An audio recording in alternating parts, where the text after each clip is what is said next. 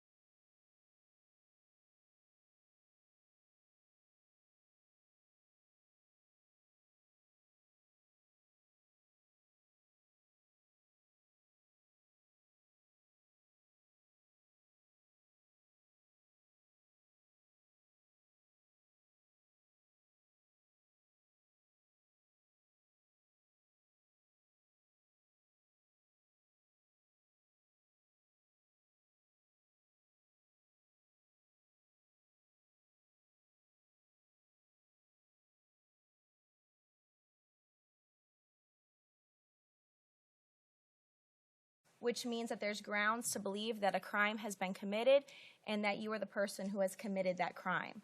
The second purpose is to determine whether or not an attorney should be appointed to you. If you would like to seek private counsel and you do have an attorney who is currently representing you, please let one of the deputies know so we can make our best efforts to reach that private attorney. If we are unable to reach that attorney and you still maintain that you would like them to represent you throughout these proceedings, we will have to have your hearing reset. If you would like to seek the services of the public defender, you can do so today. There is currently a public defender here in the courtroom with me, as well as in the jail with everybody else, and they're great attorneys, so if you would like to utilize their services, you could do so. The third purpose of the first appearance hearing is to determine what type of pretrial release, if any, should be given. What that means is what type of bond or pretrial release, level 1, level 2 security, release on your own recognizance, and so forth. It's important to note that each of you has a Fifth Amendment right to remain silent. Anything you say is being recorded throughout these proceedings and can be used against you in future proceedings. So I do suggest that you do not discuss the facts of your case when you come up to the podium. It's also important to note that if you need to speak with the attorney that you're speaking with, just make sure that the button is on mute so it's not being broadcasted live.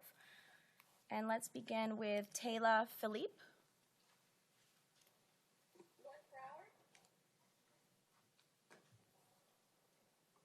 Good morning, Miss Philippe. How are you? I've been better. All right, Miss Philippe, I have reviewed your probable cause affidavit. I do find that probable cause exists for the arrest of battery. State, what is your position? Your Honor, state's recommendation is $33,500, Your Honor, in bond. The defendant does not have any priors. Does not have any priors. Okay, defense? Ma'am, I'm going to ask you some questions just about your financial situation. Don't talk about the facts of the case. Do you currently work? No, ma'am. No, sir. Do you have income of any kind? Pardon me? Do you have any income of any kind, any benefits or any kind of Social Security? I have my parents. Okay. And do you have a job? No, I was going to school, but I had to take medical leave. Okay. And your parents, you live with them? No, sir. Are they in here in the community, though? No, sir. They're in Colorado. They're in Colorado. Do you have any ties to South Florida? Any family members? And I have a cousin here. How long have you been in South Florida? 2 years. Okay. Judge, I'd submit that she does not have income and that the presumption is non-monetary, that she be given pretrial release. She has no priors.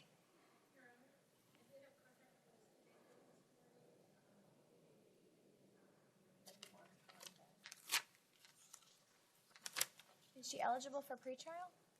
Based on the nature of her charge, Your Honor, as far as the pretrial recommendation, no. However, the court is inclined to place on pretrial.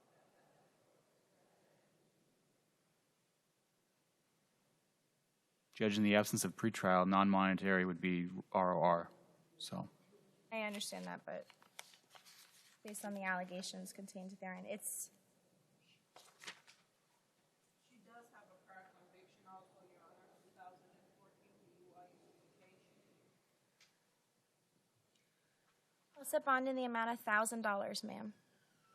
Over state's objection, asking for a $3,500 bond. Also, you're to have no contact with the victim. You can readdress the contact situation with the judge that you're going to be assigned in front of. Even if he was diagnosed with terminal cancer and I take care of him.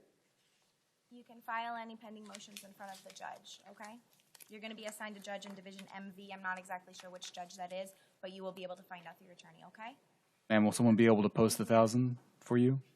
I haven't been given a phone call yet. Okay, but someone will be able to post $1,000 for you? I don't know if they can do it over the phone. Okay, thanks. Good luck, ma'am.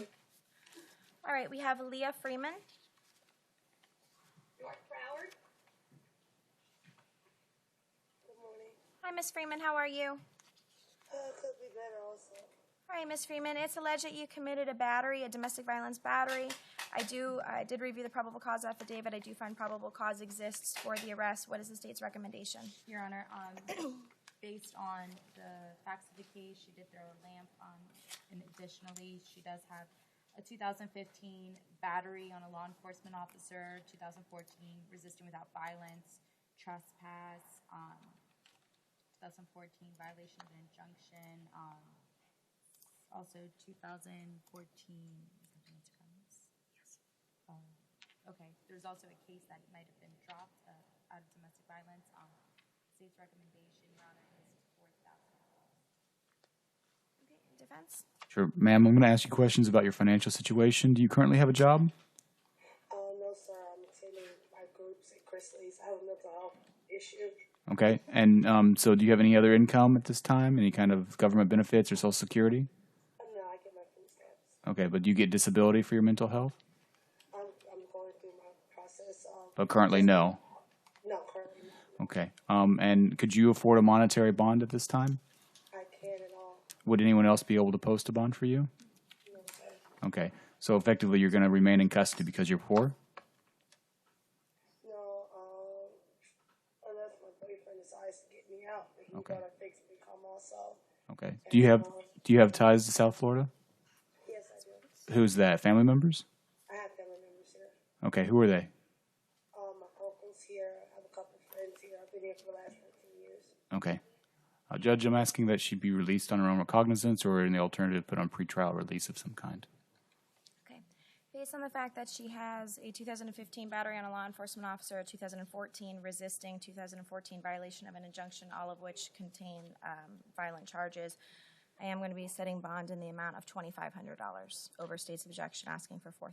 And Judge, that's against the presumption in the statute for non-monetary release. So what basis are you posting a monetary bond? What I just put on the record. Right, but that doesn't matter because there's a presumption for non-monetary release unless it's a dangerous crime, and this is not a dangerous crime. It is. It's a domestic violence It's- battery, including domestic violence past priors. We're moving on. Thank you, counsel. Please reconsider, ma'am. Could you please reconsider? Judge? And also, ma'am, you're to have no contact with the victim. You can readdress that with the judge that you're assigned in front of. Could you please reconsider the normal contents? Because y'all are trying to help people me, and I've been out of trouble for the last 3 years. And trying to change my life, I have changed my life. The incident I had with the judge with the arrest, it was like a magistrate on Mother's Day, and wasn't attacking the police officer. I didn't even know it was a cop that was behind me that pushed me down to the Ma'am, ground. you can file a motion to reduce in front of the judge that you're assigned, but at this time, based on the nature of the charges, in addition to your criminal history, I'm going to be setting bond in the amount of $2,500. You're to have no contact with the victim. You can also readdress that in front of the judge you're assigned. Thank you so much. Have a great day. Francis Galliano.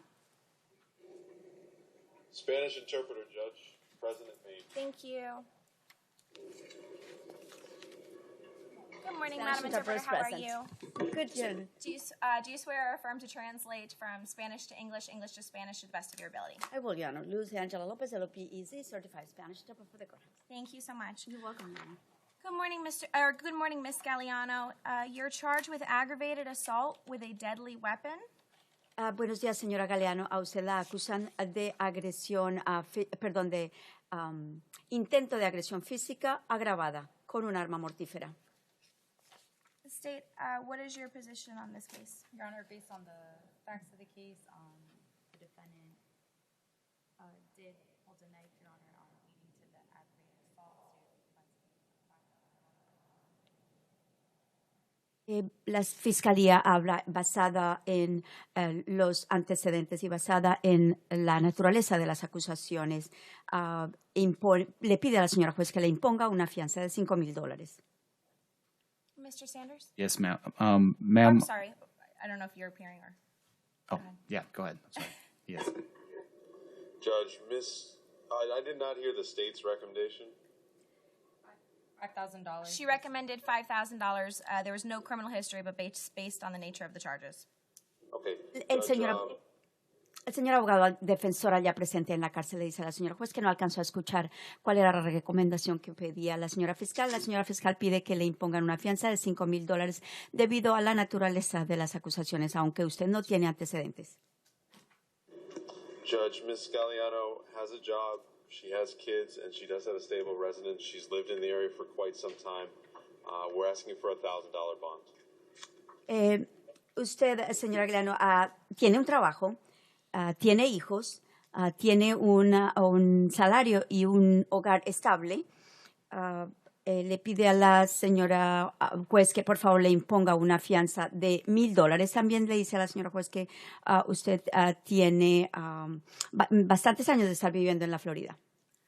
Ms. Galliano, I'm going to be setting bond in the amount of $3,500, and you're to have no contact with the victim, okay? Judge, I'm going to address probable cause. Le impongo una fianza de $3,500 y no puede tener contacto ni comunicación con la víctima. El abogado defensor aquí presente en la corte va a dirigirse a la señora juez en cuanto al motivo fundado. Judge, the probable cause admits that there are mutual combatants and the primary aggressor could not be established. Also, it makes references that she had injuries of purple or gray in color circles in her left Sorry, bicep. counsel. May the interpreter request that Sure. The interpreter be given Sure, a I'm little sorry. time I'm to sorry. interpret. El señor abogado está diciéndole a la señora juez que en algunas circunstancias se puede acusar a las personas como de que es un combate mutuo entre dos personas, que no se pudo identificar al primer agresor. Yes, thank you. Also, that they found that she had purple and gray in color circles on her left bicep, and that she was very upset. Left bicep. Yes. También se describió que usted tenía moretones azules y negros en el lado izquierdo de los bíceps.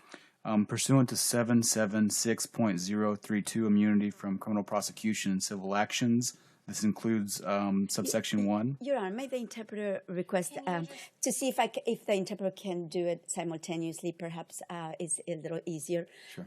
Just because because counsel is reading, so it's a little more difficult. Thank you, Your Honor. Señora, voy a tratar de hablar, de interpretar simultáneamente, a ver si es más fácil. Un momentico, por favor. Go ahead, counsel. Thank you so Sorry. much. Okay.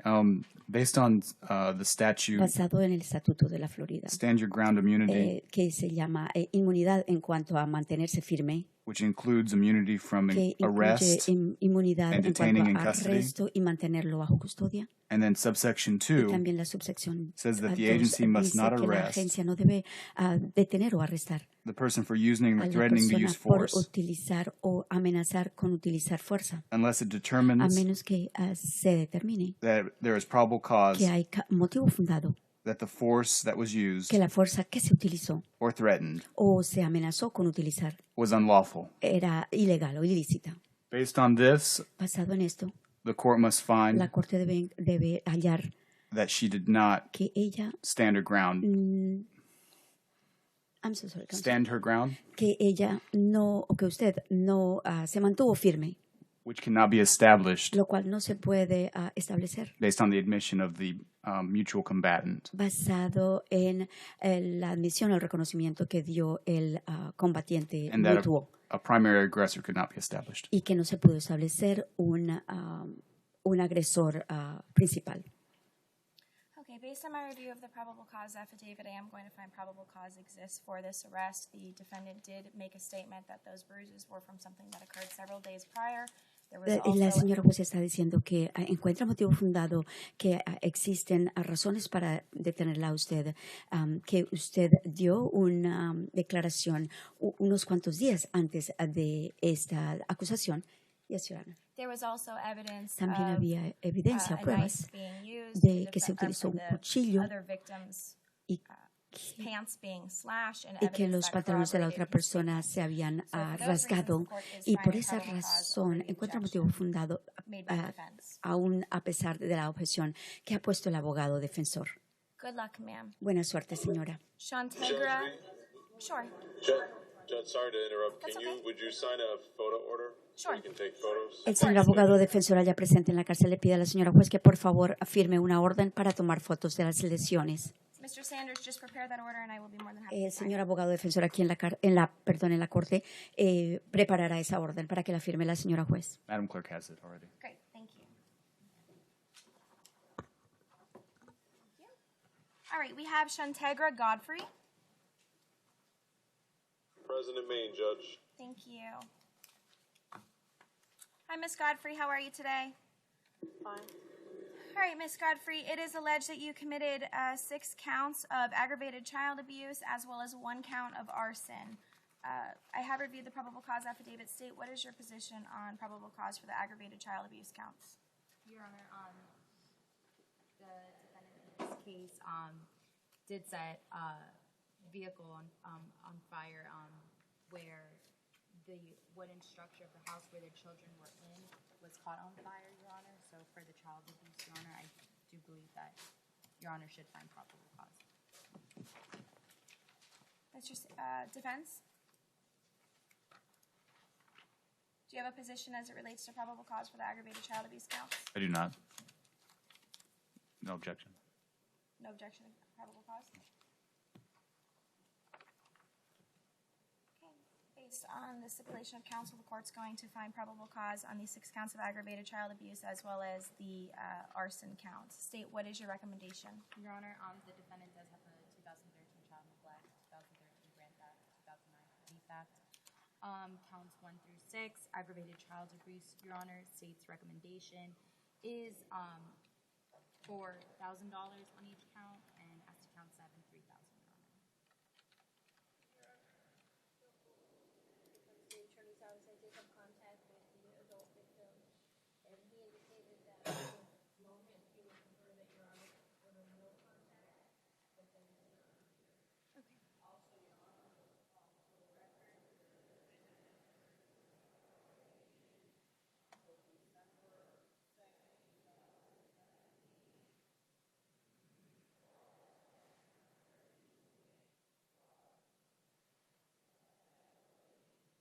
Has there been a warrant submitted on that case, or is there a hold on that case? Not yet, seeing that she just got arrested. That's just for the record. Okay, thank you. In defense, what's your position as it relates to bonds? The state's recommendation is $1,000 on the first 6 and 3 on the last. Judge, we're okay with the $1,000 on the counts 1 through 6 each. We'd ask for $1,000 on count 7.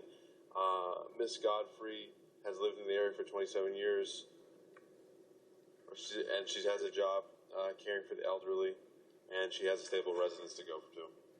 Okay, based on her criminal history, the fact that she's on federal probation, in addition to the nature of the charges themselves, court is going to be setting bond at $1,000 on each count, counts 1 through 6, and $3,500 on count 7. Good luck, ma'am. And no victim contact with all victims. No victim contact with all victims. And that's direct or indirect, Ms. Godfrey. All right, we have Edward Romero. is Gordon fourth person?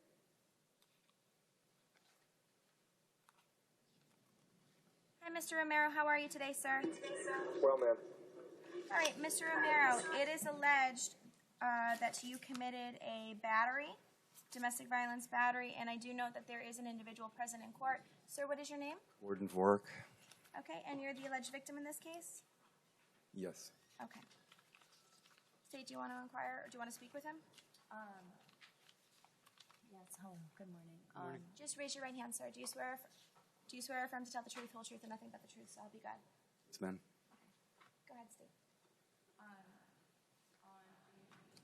Did you call police department on a battery in which you were the victim of? You didn't? Okay. Did you at that moment feel that a battery had occurred on you? On the date of it? Just a squabble. Okay. Where you were against your consent? I was touched, yes. Okay. Against your consent? Yes. Okay. Sorry, what was that? Objection. Yes. He was touched against his consent. Are you, at that time, did you feel that you were in fear of continuing to be battered? No. Okay. Do you feel like you are right now? No. Okay. Nevertheless, Your Honor, on the state would be asking that Your Honor does find probable cause, Your Honor. In this case, there was a witness who observed the defendant grab the victim and throw him on the ground. The court is going to find probable cause based on the statements that were made by not only the witnesses involved in the case, but the corroborating evidence that was observed by law enforcement. However, Mr. Sanders, if you want to inquire of the witness. You were drunk, weren't you? Yes. And in fact, you told them that you had stumbled And that's true? You stumbled? Hit yourself? All right, the court's already made a probable cause determination. so- Right, but I have a right to cross-examine him because under the Petit case, it says that cross-examination and Crawford is satisfied by bond hearing alone, and so I have to cross-examine him as though You're not doing a full-blown cross-examination right now. I have the right to do any cross-examining that I want. If it's going to be satisfying Crawford's confrontation clause, I absolutely will. I'm not finding probable cause based on what he just said. You're I'm not finding probable- cause based on this affidavit, the statements that were made by the witnesses to law enforcement officers. Correct. And corroborating evidence. The Fourth District Court of Appeals in the Petit case says that when a witness is here, that it satisfies confrontation clause in Crawford, and that if this is going to be later able to be introduced into evidence if he becomes unavailable, then I've foregone my ability to I cross-examine him. understand your issue, but you're going to keep it limited to what she just asked him about and not go into a full-blown cross-examination right now at a probable cause hearing. Okay. So then I would say then that this cannot be used as Crawford in confrontation, and it cannot satisfy confrontation based Counsel, on the... what would you like to ask the witness? Sure. So he never threw you to the ground at all? You tripped. Okay. And he never punched you in the chest or the head? Is that accurate? Okay. You've been in a relationship for 5 years? Sir. Okay, no further questions. Thank you, Mr. Fork. Despite you being here, I am still going to ask for no victim contact based on everything that I read in this probable cause affidavit. As far as bond goes, State, do you have a recommendation? State's recommendation, Your Honor, is just $2,500. And, sir, do you have a recommendation, defense? Judge, we'd ask for $1,000. All right, I'm going to set bond in the amount of $1,500. No contact with the victim, okay? Thank you. Thank you, Mr. Fork. I appreciate you being here. Have a great day. Sir, just have a seat. I'm going to be shortly, okay? Antonio McFadden. President Maine, Judge. Hi, Mr. McFadden. How are you today, sir? All right. All right, Mr. McFadden, I have reviewed the probable cause affidavit in which you were arrested for battery. I do find probable cause exists for the arrest. State, do you have a recommendation? Based on the facts on the probable cause affidavit, Your Honor, and the defendant's prior criminal history, which includes 2008 possession of cocaine and possession of cocaine with intent to sell, 2005 assault on a law enforcement officer, 2002 strong-armed robbery. Scratch that. 2005 assault with a law enforcement officer, Your Honor. State's recommendation is $3,500. I'm sorry, how much? 35. Okay. Defense? Yes, Judge, we'd ask for $1,000. Mr. McFadden's lived in the area for a while. He does have a job in lawn services, and he can't afford a $3,500 bond.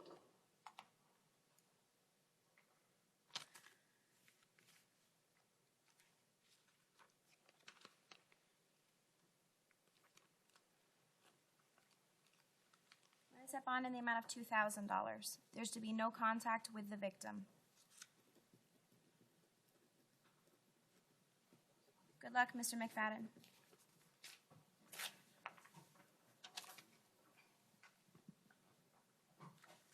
We have Clayton Musso. President Maine, Judge. Hi, sir. How are you today? Doing good. All right, sir. I've reviewed the probable cause affidavit in which you were arrested for battery. I do find probable cause exists for the arrest. State, do you have a recommendation? Yes, Your Honor. Defendant's prior criminal history, as to state's knowledge, is only 2011 possession of cannabis. However, based on the facts of the case, Your Honor, where the defendant struck the victim, causing a cut on her lip, and then opened the door of the vehicle and shoved her out, causing her to injure or hurt her right knee. Just based on all the facts, state's recommendation is $4,500, Your Honor. So what did you say as it relates to criminal history? 2011 possession of cannabis, as to state's knowledge. Okay. In defense? Judge, first, would you sign a photo order? Sure. Okay, and then we'll ask for $1,000. Mr. Musso has lived in the area for some time and cannot afford what the state's asking for. Okay. I'm going to set bond. You asked for $4,500, you said? I'm setting bond at $2,500. No contact with the victim, sir. Direct or indirect. Giovanni Fuentes.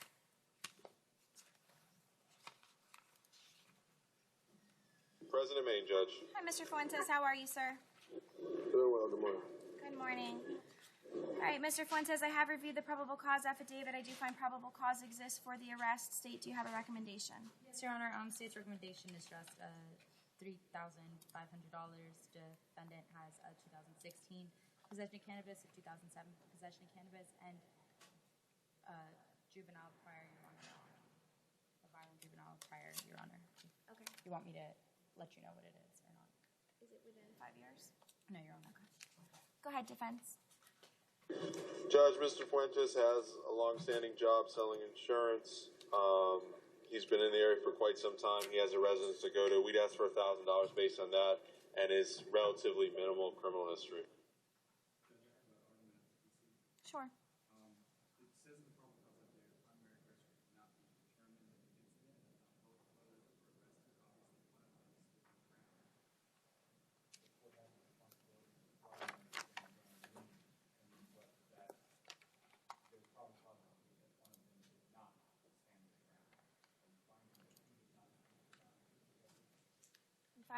Can you hear us, sir? Mr. Fuentes, I see you pointing to your ear. Can you hear us? I'm sorry. We didn't hear you, Judge. Okay. Could you hear counsel? No, Judge, we didn't get anything. based on the fact that it said, according to the police report, that a primary aggressor could not be found and that it's two brothers that were arrested. One of them had to obviously have standed their ground and understand their ground of immunity. The court is required by statute to find that there's probable cause to believe that Mr. Giovanni did not stand his ground against his brother. Is the court finding that? The court is finding probable cause that probable cause exists for the battery, and counsel, as I stated yesterday, if you have case law to the effect of that, a probable cause determination has to be made for stand your grounds law without the defense putting on a prima facie case or doing any of that. I asked you to please provide it. You have not done so. I'm not familiar with anything. You can address any stand your ground issues with the judge that you're assigned in front of. The statute is 776.032. You don't need a case whenever the statute actually says that you need probable I'm cause. going to set bond in the amount of $1,000. Thank you. State, just for the record, misspoke. It was $2,500, the state's recommendation. Okay. Just to let you know. No contact with it. And no contact with the victim, sir. It was 1,000. Yes, ma'am, 1,000. All right, and we have Manuel Fuentes. President Main, Judge. Hi, sir. How are you today? All right, I have reviewed your probable cause affidavit. I do find probable cause. This is the other arrested individual, so I imagine that counsel is going to make the same record. Do you want to keep to the same record, or do you want to lay it again? Just lay it again. Sure. Because the probable cause affidavit says that the primary aggressor could not be determined because the brothers were engaged in mutual combat. Obviously, one of them had to have stood their ground, and that under the statute, the plain language and clear delineation of the statute that doesn't require a case law to interpret it, 776.032, subsection 2, says that he's immune from arrest, detaining, and custody unless it's determined that there is probable cause that the force that was used or threatened was unlawful, meaning that he did not stand your ground. So the court must make a finding that there's no probable cause that he did not stand his ground, or that there's probable cause to believe that he did not stand his ground. Okay. And as I stated previously, I am finding probable cause exists for the arrest. What's the state's recommendation as far as bond? $2,500, Your Honor. Okay, and defense? Judge, we're asking for the same amount of bond for Mr. Fuentes earlier. He's got a job for 15 years, been in the area, has a place to go that doesn't involve his brother, and I don't think they're afraid of each other. Okay, I'm going to still order no contact. However, I will do bond in the amount of $1,000, okay? Good luck, sir. Brian Heath.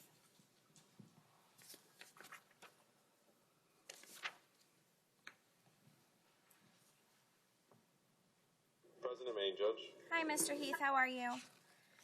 Mr. Heath, I did review the probable cause affidavit in this case. I do find probable cause exists for the arrest. State, what is your recommendation? As the state's knowledge, that there's no prior criminal history. Okay, and defense? Judge, there's no prior criminal history. Mr. Heath has a residence. He's had a job in construction. He's lived in the area for 14 years. Would it be possible for the court to place Mr. Heath on supervised release? I believe he can provide an address. And Madam, what is your position on that? This is not usually an offense that is suitable for pretrial? Or? If the court's placed him on pretrial, we'll supervise him. However, as far as pretrial making a recommendation, we do not recommend based on the things of the charge.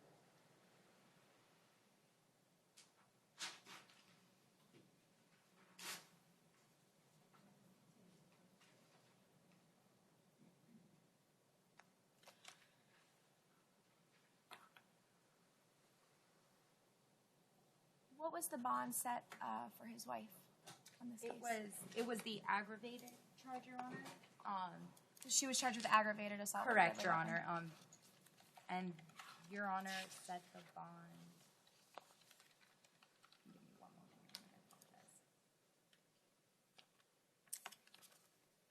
Your Honor set it for $3,500, Your Honor. All right, and this is the misdemeanor battery charge. I'm sorry, defense. What did you say as far as it relates to his financial situation? Judge, he really can't afford very much at all. He has a job, but I believe most of his income goes to expenses. So we'd ask for supervised release. He may be able to afford up to $1,000, but we'd still ask for supervised release. And state, what is your position on all of that? Your Honor, I would still be asking state. All right. All right, sir, I'm going to set bond in the amount of $1,500, but there is to be no contact with the victim, either direct or indirect. You can always readdress that issue in front of the judge you're assigned, okay? Judge, as to the probable cause, I have the same objection from this. Based on the probable cause affidavit, they were mutual combatants. The primary aggressor could not be established due to both stories. Obviously, one of them had to have stood their ground, and I'm asking that the court find and make a finding that he did not stand his ground in order to hold him in custody. Noted for the record, counsel, and also noted for the record, this is the individual that you made the argument was the one who was the initial aggressor and caused the bruising on the last individual's arm. But the court is finding probable cause that exists. We're now on Jeremy Davis. North Broward, Judge. Thank you. Good morning, Mr. Davis. How are you today, sir? Good morning, Your Honor. Mr. Davis, I reviewed the probable cause affidavit. You were arrested for a battery charge. I do find that probable cause exists for your arrest. State, what is the recommendation? And Although defendant does not have any prior criminal history based on the facts of the case, Your Honor, state's recommendation is $3,500. okay, and defense, Mr. Sanders? Yes, I'm just going to ask you some questions about your financial. Don't talk about any of the facts of the case, okay? Do you currently have a job? Yes. How much do you take in every month? About $8,200. $8,200? Okay. Do you have ties to the community? Family members down here? I'm actually active duty Marine stationed here. So I have no family in the area. Okay. Look into Veterans Court, but no other questions, Your Honor. I'm just asking that it be a reasonable bond based on, is it simple battery? It's simple battery.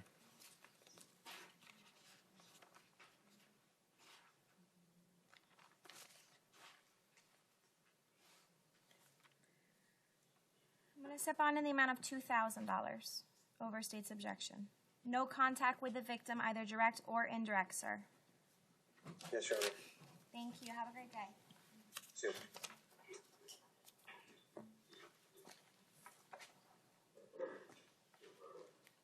All right, and we have John Calhoun. President Maine, Judge. Sure. Going back to the other one, I'm not sure where the domestic came from. But I'm not sure if that. I have to pull it back because I don't honestly remember. Okay.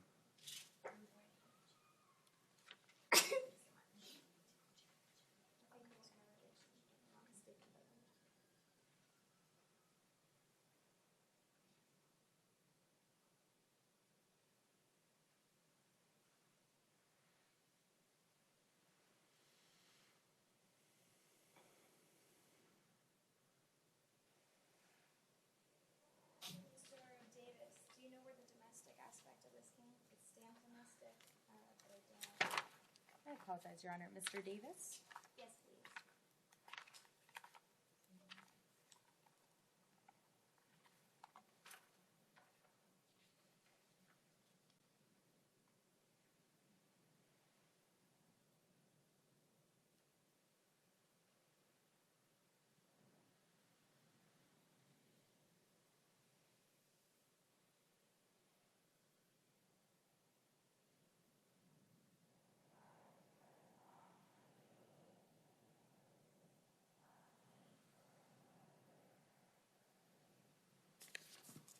All right, John Calhoun.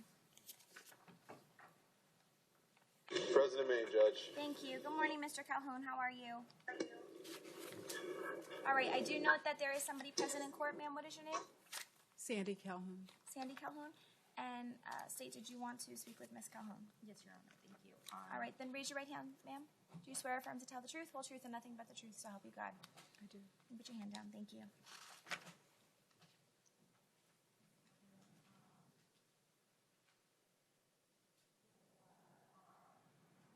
June 24, 2017.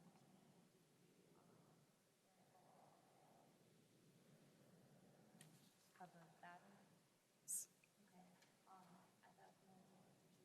Judge, we really can't hear anything on this side. Can you just make sure, counsel, that you use the microphone, and ma'am, just speak up enough that they can hear you as well, okay?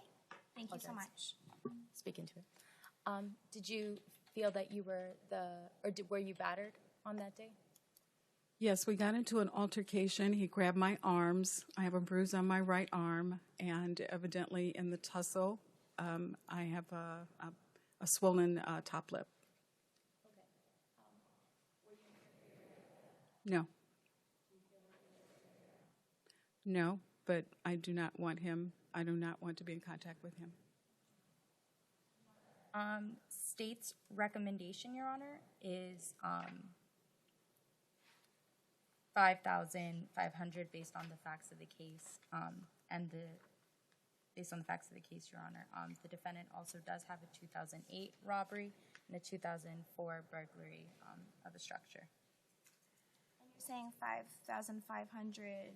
Oh, I apologize, Your total, Honor. On count 1, Your Honor, and on count 2,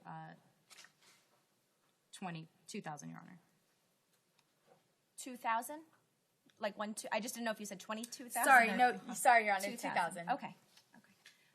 Defense, if you want to inquire. Sure. Ma'am, have you ever been in an altercation with him before? No. Verbal. He can get into verbal abuse and verbally try to intimidate if he's does not want to have a discussion. That's how this happened yesterday. We were discussing that it was time for him to give us the final details on his moving out of our home, which is scheduled for next Saturday on the 30th, but on the 1st he was to move out. And I asked him about his arrangements, and he began to tell me about his conversation with a state agency and where he was looking for accommodations. And as far as I'm concerned, that was a deflection. It was not an answer to my question in terms of him making plans to move. And so he did not want to discuss it. And Did you provoke him? I did not provoke him. I asked him, I continue to say that this has nothing to do with our prior arrangement, which is you need to move. So whether you are making those plans with this outside agency from another location, that's fine. But as we agreed, you are to move out, and he did not want. He says, "Didn't you hear what I said?" Which is he raised his voice and intimidation. So I really would like him to have some sort of drug therapy. Again, Ma'am, are you on drugs? No, sir. She brought it up. She brought up drugs. Drugs about him. Sustained counsel. This is No, that should not be It's sustained. sustained. Let me have argument as to why it should not be sustained. You may make your argument, but it is sustained. It's relevant. If you're talking about relevance, 401, it's relevant because she brought up drugs in her testimony, and so I can inquire about her and her drug use. Sustained. The court has made its ruling. Move on. On relevance, Your Honor? Counsel, please. Proceed forward. The court has made its ruling. The objection is sustained. Have you ever been in a fight before? No. Okay. No further questions. Thank you, ma'am. You may be seated. Thank you so much. And you said you do not want him to have contact, correct, ma'am? Okay. Thank you. Does defense have an argument as it relates to the monetary amount of bond? Yes, Judge, can you sign a photo order? Sure. And there's history, criminal history, but it's a while ago. Mr. Collins lives in the area. He does have a job, and he does have a place to go. We'd ask for $1,000 on each bond, each count. He cannot afford what the state's asking for.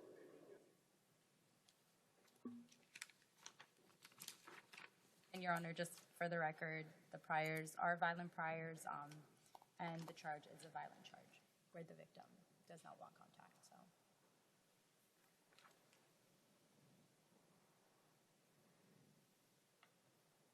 We're just gonna set, it's a misdemeanor domestic violence, correct?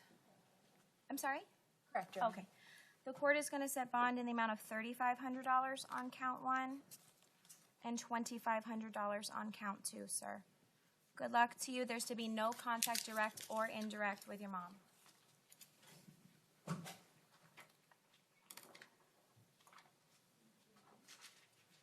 right, we have John Calazos.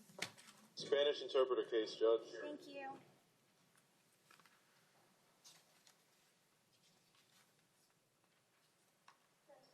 Your Honor. Hello again. All right, and you're still under oath. Yes, Your Honor. Good morning, Mr. Calazos. Buenos días, señor Collazos. I have reviewed your probable cause affidavit. You have an arrest for a battery. Encuentro motivo fundado para detenerlo. Lo han detenido por una acusación de agresión física, as well as practicing dental hygiene without a license. así como también lo han detenido por practicar higiene dental sin una licencia. And you have 7 counts of that charge. Y tiene 7 acusaciones de esa misma índole. You also have a violation of probation hearing on June 27th. Tiene también una fecha ante la corte para una audiencia para ver esta quebrantación de esta libertad vigilada el 27 de junio At 8:30 a.m. a las 8:30 de la mañana in front of your assigned judge. frente al juez que le han asignado para esos casos. And I apologize, you actually have 10 counts of practicing without a license. The court does find probable cause exists for all of the new arrests. You are being held no bond on the 2 violation of probation counts under case number. You ready? I'm sorry. 12. Señor, encuentra motivo fundado para detenerlo por todas las acusaciones que tienen en contra suya. No se le puede imponer fianza para que salga en libertad debido a las acusaciones que tienen de haber quebrantado la libertad vigilada. Son 2 acusaciones de haber quebrantado la libertad vigilada. Y los números de casos son. Yes, Your Honor. Under case numbers 12, 14553, CF10A, and 12, 16962, CF10A. Los números de casos son 1, 2, 1, 4, 5, 5, 3, CF 10. Y el otro número de caso es 1, 2, 1, 6, 9, 6, 2, CF 10A. Okay, the court does find probable cause exists. Does the state have a recommendation, and is there anything the defense wants the court to consider? La Corte encuentra motivo fundado para detenerlo, pide a la Fiscalía que sugiera cuál es la fianza o lo que ella desea sugerir ante la Corte. As to count 1, state's recommendation is $3,500, Your Honor, and state does not have an objection to the bonds that are already posted for the other counts. Additionally, no victim contact, Your Honor. La Fiscalía sugiere que se imponga una fianza de $3,500 para la primera acusación y no pone objeción en cuanto a las fianzas que ya se han impuesto para todas las otras acusaciones y pide que le ordenen que no tenga contacto o comunicación con la víctima. Okay, defense. Judge, we're asking for $1,000 on count 1 and no problem with $1,000 on all the other counts. Pide que le impongan, el abogado defensor allá presente le dice a la señora juez que pide que le que le impongan una fianza de $1,000 para la primera acusación y que no tiene objeción en cuanto a todas las fianzas para las otras acusaciones. Additionally, Your Honor, I apologize. 2012, practicing dentistry without a license is also a prior for the defendant, as well as a petty theft. I am so sorry, counsel. A prior case, 2012, dentistry, practicing dentistry without a license. Yes, and a petty theft. Thank you. Sí, la señora abogada fiscal añade que usted tiene un antecedente en el 2012 de practicar odontología sin una licencia y también lo acusaron de hurto menos cuantioso. Okay, the court is going to set bond in the amount of $2,500 for the first count.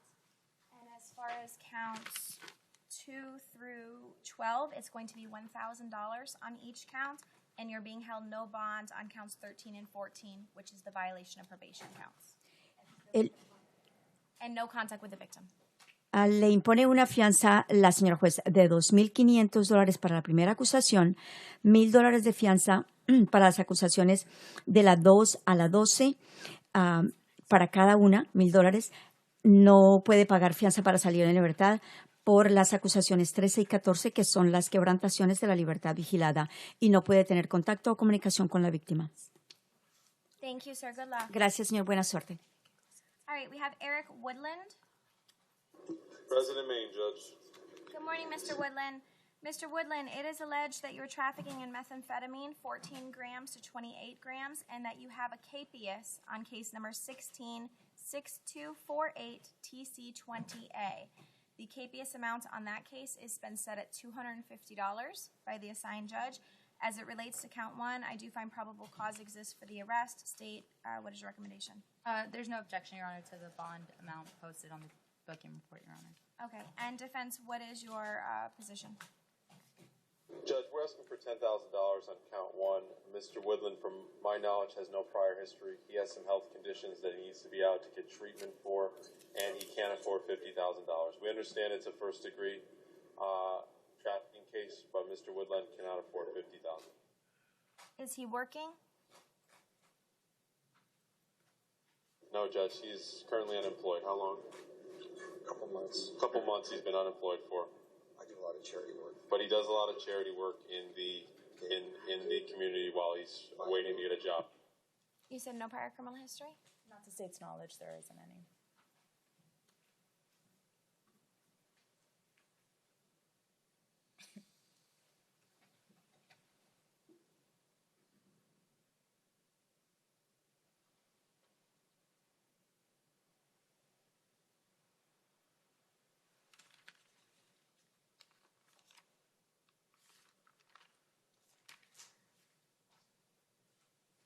I'll reduce bond from the $50,000 to $35,000.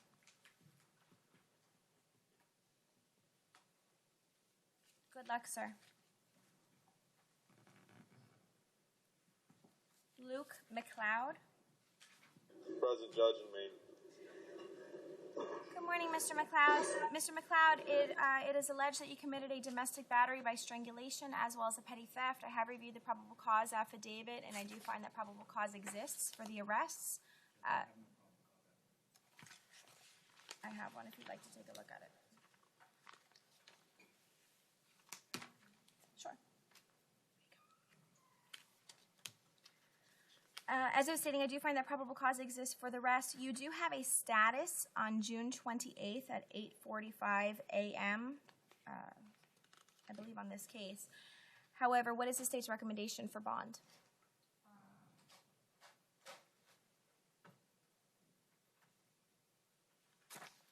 Your Honor.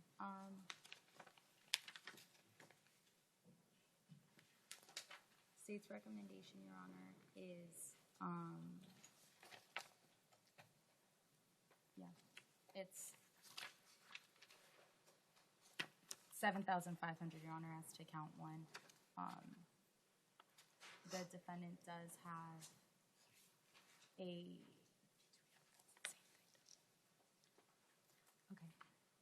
2010 possession of cannabis is from 2010. In 2006, there was a battery and DV that was dropped. In 2002, possession of cocaine, drug paraphernalia, and then more that go outside of 10, Your Honor, that are many drug charges. Based on the facts of the case, Your Honor, state does believe that $7,500, Your Honor, for count one is reasonable, Your Honor. Defense? I didn't hear what she said. Judge, we understand Mr. McLeod has some priors and the seriousness of count one. Mr. McLeod is on disability. He's been on there for 2 years for mental health conditions. He does receive treatment at Henderson. He can't afford what the state is asking for. We'd ask for $1,000 or $2,000 bond on the domestic battery by strangulation. Okay. Respectfully, sir, the court is going to be setting the bond at $7,500 based on the violent nature of the allegations contained within the probable cause affidavit. Good luck to you. There's also to be no contact with the victim, and on count two, it's $100. Go ahead, counsel. To be a GPS monitor in this case, just based on the facts and the fact that the victim was unconscious after this occurred, is that something that is possible, Your Honor? Sir, if you are to post the bond, you are going to be on a GPS monitor, okay? Good luck. No contact, direct or indirect, with the victim. That means no phone calls, emails, so forth, okay?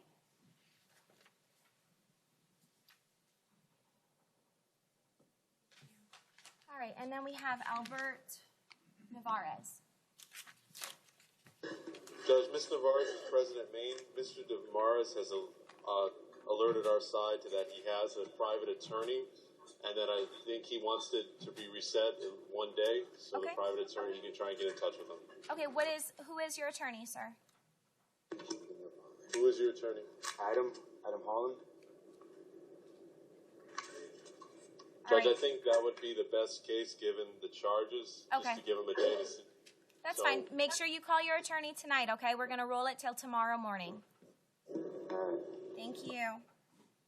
Judge, just to clarify, would that go to Judge Cohen then? Domestic violence?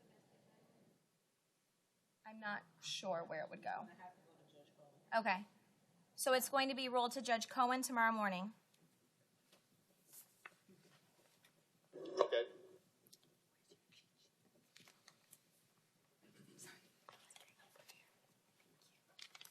All right. Thank you. Timothy Varnado? President Maine, Judge. Hi, Mr. Varnado. All right, Mr. Varnado, I have read your probable cause affidavit. It's alleged that you committed a domestic battery by strangulation. I do find probable cause exists for the arrest. State, what is your recommendation, prior criminal history, if any? I apologize, Your Honor. What's the defendant's name that we're on? Varnado. Varnedoe. You know while the state looks, I did have contact with those two victims. Okay. She did indicate that she prefers that he not be allowed at the residence, but they do both care for the children, so she did want contact to be allowed so that they can both care for the children. It's not in our veteran. But she just thought it was a better idea not to be at the residence. Okay, thank you. Where is that?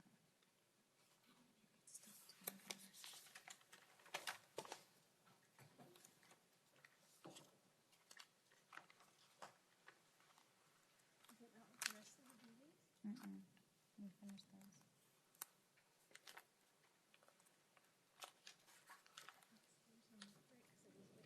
It should have been with the packet that I gave to you. Okay. So it's going to borrow somebody else's to read, so that's going to hold up.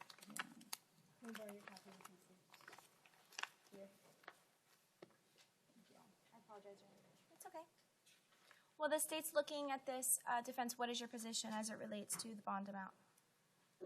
Judge, from our knowledge, Mr. Varnado has no priors. He's lived in the area.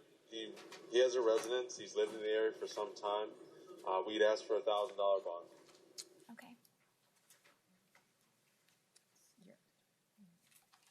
Just looking at prior criminal history, Your Honor. Okay.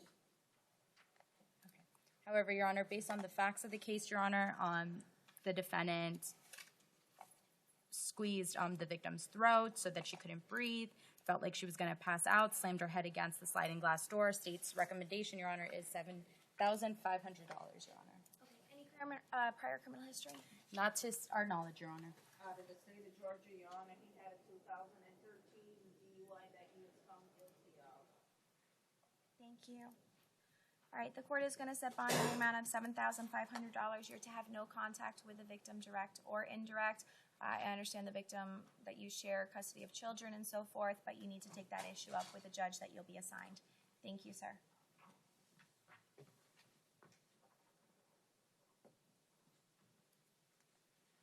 All right, we have Ronald Scott.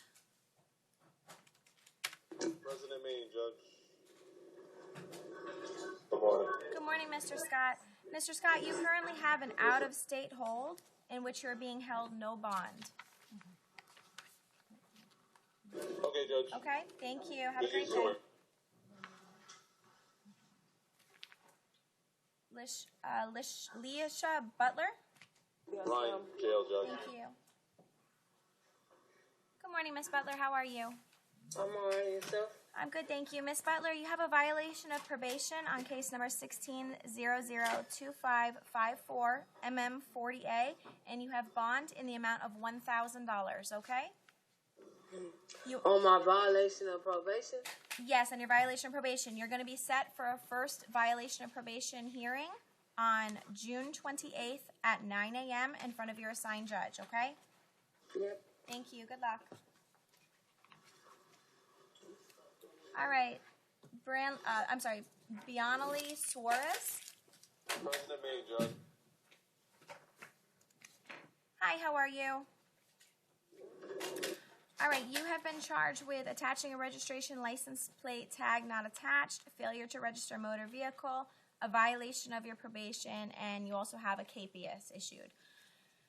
I do find probable cause exists for the arrest. As far as, is there anything that either side wants the court to be aware of?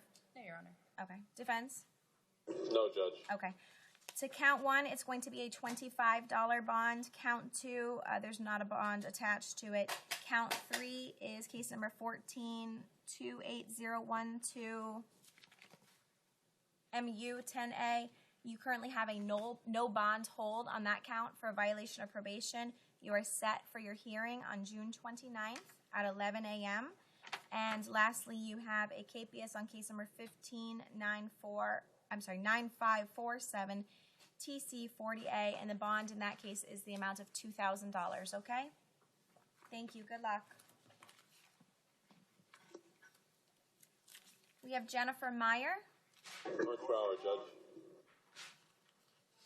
Good morning, Good morning, Miss Meyer. All right, Miss Meyer, it is alleged that you committed a petty theft. I have reviewed the probable cause affidavit. I do find probable cause exists for the arrest, and I'm going to set bond in the amount of $100, okay? Is there anything I can do to settle it out today? Do you have the ability to post any monetary bond? Can someone post the $100 for you to get out? I don't know. I'd have to ask family. I've never been arrested before. I have no clue how the proceedings work. Judge, I'm asking. I tried calling somebody, and she didn't come, I guess. Does she have no prior criminal history?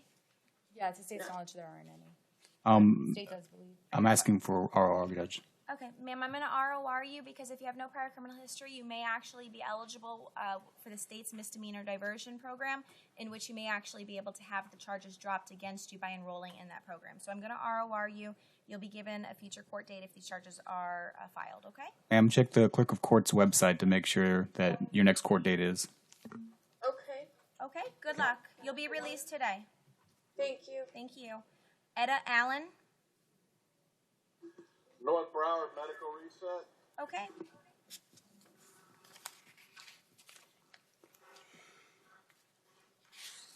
Dominique McNeil.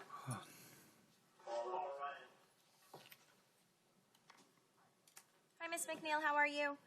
Fine. All right, Miss McNeil, you have a KPS on case number 1620197 TC10A in the amount of $250. And you also have a status set for July 10th at 1:30 p.m., okay? Okay. All right, thank you. Good luck. Hold on, wait. Sure. Like, okay, so I gotta stay here to No, court? no, you have a bond. The bond is $250 that has been set by your previous judge. Yeah, but what if I can't post my bond? Right now, the bond has already been set by your judge, so I can't change their bond. Okay. Okay? So It's $250. All right, thank you. Good luck. All right, Sharon Gayoso. Sharon Gayoso. Medical reset, Judge. Medical reset. Sharon Gayoso.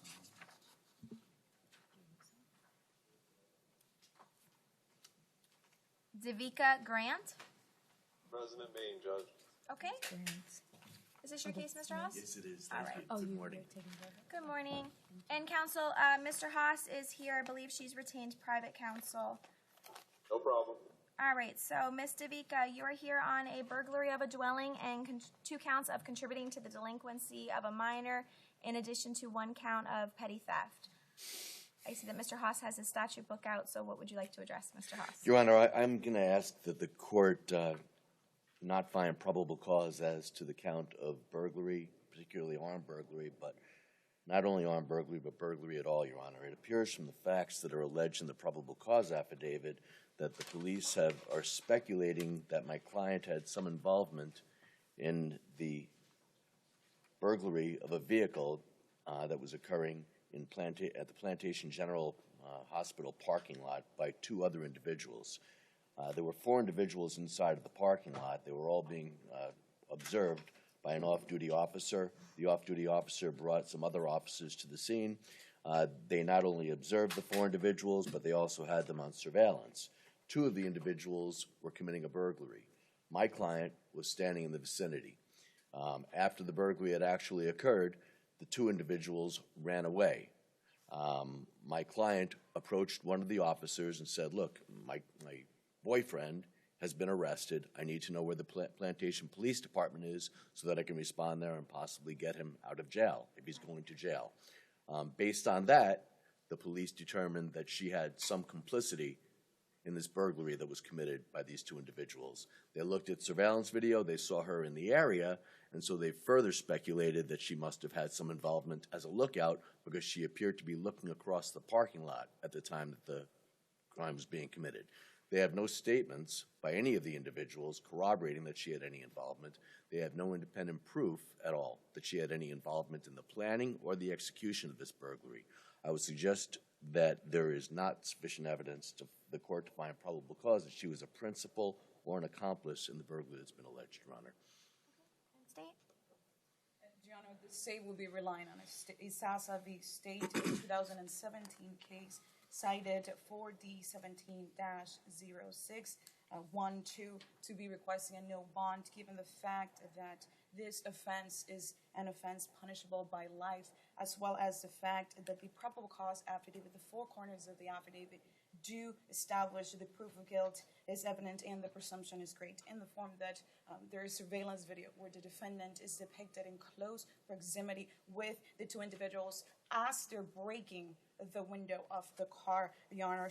And the probable cause affidavit describes how she observes them do the activity, as well as looking across from the parking lot, as well as the statements that were made by to the officer itself. And in this case, the officer was able to corroborate not only the actions, but the identity of the individuals involved in this case. So based on that, the state's position will be the standard bonds for the other offenses, and on the burglary, a no bond halt. In response, Your Honor, it doesn't appear from the 4 corners of the probable cause affidavit that any statements were made to law enforcement implicating my client in any part of this burglary. The state's referred to statements that were made to law enforcement. And Your Honor, I believe the second paragraph does state that there was a conversation between the officer and the defendant that led the officer to believe that, given those statements that were made and the overall, the fact that the defendant approached the officer, that led the officer to investigate this case and ultimately corroborate the fact that she was involved. I understand what your position, that there weren't admissions made. I think she's just saying based on the conversation, but... Now, my argument so far has just been with respect to the principal theory of the burglary. Well, and whether there is probable cause for the burglary. I haven't even gotten into whether proof is evident and presumption is great that was brought up by the state right now. I, again, invite the court to re-examine the 4 corners of the probable cause affidavit and encourage the court to find that there's not probable cause. However, if the court does find that there's probable cause, I certainly don't think it rises to the level necessary for her to be denied bond, Your Honor. Proof, evident, presumption, great. I would suggest to the court that there's a likelihood if this case went to trial, it would result in a judgment of acquittal. So there might not be enough for a conviction, much less proof evident presumption great, which is even greater burden than that necessary for a conviction, Your Honor. I do understand your position, Mr. Haas, and obviously the record and the court takes note of your position, but over defense's objection, I am going to find probable cause, and I do find proof evident presumption great based on the officer's affidavit in which he says that Lazar and Hightower are standing right next to the front passenger window. They break the front passenger window by kicking it. Grant is standing next to the bumper of the vehicle in close proximity to them. She appears to be working in concert. She's looking across the parking lot as this is going on and so forth, and she's standing in very near proximity to them. Based on the probable cause affidavit, and I will let you lay your record, but I do find proof evident presumption Now, great. this is proof, this is for the crime of burglary of a conveyance, Your Honor. Now, as far as burglary, armed burglary of a conveyance, there's an indication that there was a firearm that was inside of one of the backpacks. There's no indication that anyone knew of the existence of that firearm, particularly not my client, Your Honor. There is absolutely no proof that she had any knowledge whatsoever. There were no conversations between her and the police. There were no conversations that are alleged to have occurred between her and either of the two co-defendants having to do with her knowledge that there was a gun. There's no indication that the gun was ever exposed, that the gun was ever talked about, or that my client had any knowledge of the gun. So for that reason, Your Honor, if the court's going to find probable cause as to the burglary, I find that it not find probable cause as to my client's involvement in an armed burglary. Sure, as the court sees it, Mr. Haas, is that the individuals are seen with the backpack. Inside the backpack is a loaded 9mm Beretta with a box of 9mm ammunition located in. Those suspects are seen with the backpack. They're seen discarding of the backpack. So based on the principal theory, the court does find that it reaches the state's burden of proof evident presumption great. And Your Honor, in light of my client's age, she's 18 years of age, in light of the fact that she's got absolutely no prior criminal history, she just graduated Plantation High School, she's never been outside Broward County except for one trip to Cincinnati when she was 9 years old. She's got multiple family members here today, including her grandmother and 3 aunts and her niece. Her mother, unfortunately, was so emotionally distraught she couldn't make it to court today. She's got solid ties to the community. She's not a flight risk. I'm going to be asking the court to nevertheless set a bond, a reasonable bond in this case, securing her release from jail pending trial. In this case, as stated priorly, we are relying on necessity state with regards to the, which stands for the proposition that in this case, a no bond hold is appropriate when the court has already ruled that there was probable cause, and based on that probable cause, the proof of guilt was evident and the presumption was great, with the understanding that there are no priors for the defendant. Your Honor, this is still the nature of this offense altogether, and the facts surrounding this offense merit a no bond hold. These 5 individuals in the second row are here on behalf of my client, Your Honor. We've talked about a bond in this case, and I believe that they're able to afford a $5,000 bond if the court was inclined to set that. And she'd be, of course, able to report to pretrial services also if the court was to grant a bond. I mean, Mr. Haas, at this stage, I think it's more of an appropriate issue to take up with the judge that the case is being assigned. Do we know what judge this is being assigned? Do we know that information that early? I don't think so. It's got to get a case number and a judge assignment still, Your Honor. Okay. I mean, at this point, I'm going to deny the motion to set a bond based on the court finding proof evident presumption great. With that said, as soon as you have an assigned judge, you can obviously file a motion to reduce bonds. As it relates to counts 2 and count 3, There's no bond set on those right now. It appears to be ROR on those counts, right? I believe so. That's what I was going to ask, because I see that it says no charge next to the actual for the amounts. So is she ROR'd on those? No, there's just no charge at all. There's no charge to do with a conspiracy. There's no ROR. So a bond does not need to be set on those? Nothing needs to be set. If a bond is set on count 1, she'll post a bond. And then, okay, so 2, 3, and 4 are not going to be holding her. There's nothing additional she has to do for those, correct? Okay. All right. Thank you, ma'am. Good luck to you. Thank you, Mr. Haas. Thank you. I apologize for the delay. Shauna Green. Thank you, ladies.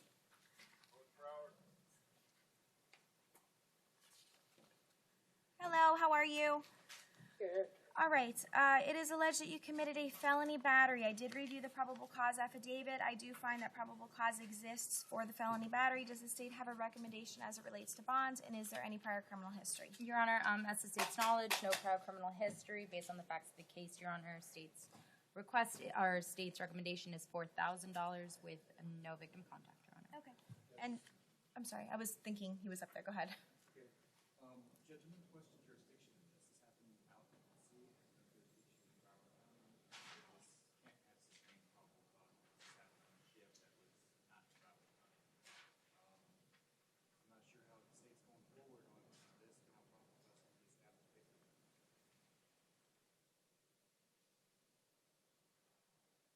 What is the state's position?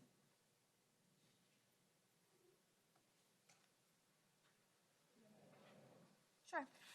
You know what, Miss Green, we're going to just put you on a brief recall, okay? Just take a seat and we'll call you back up. Thank you so much. I'm going to put it on a recall so y'all can look into that, okay? All right, we have Erica James. President Maine, Judge. Thank you. Hi, Miss James. How are you? I'm all right. How are you? I'm good, thank you. Miss James, you currently are being held no bond on a violation of probation under case number 16-005164 CF10A. You are set for a VOP hearing on June 27th at 9 a.m., okay? Thank you. Good luck. All right, Natalie Medina. Hi, Miss Medina. How are you? Could be better. Okay, Miss Medina, I did review the probable cause affidavit. You were arrested for 8 counts of DUI, DUI property damage, DUI injury, and DUI of having a blood alcohol level of 1.5 or above.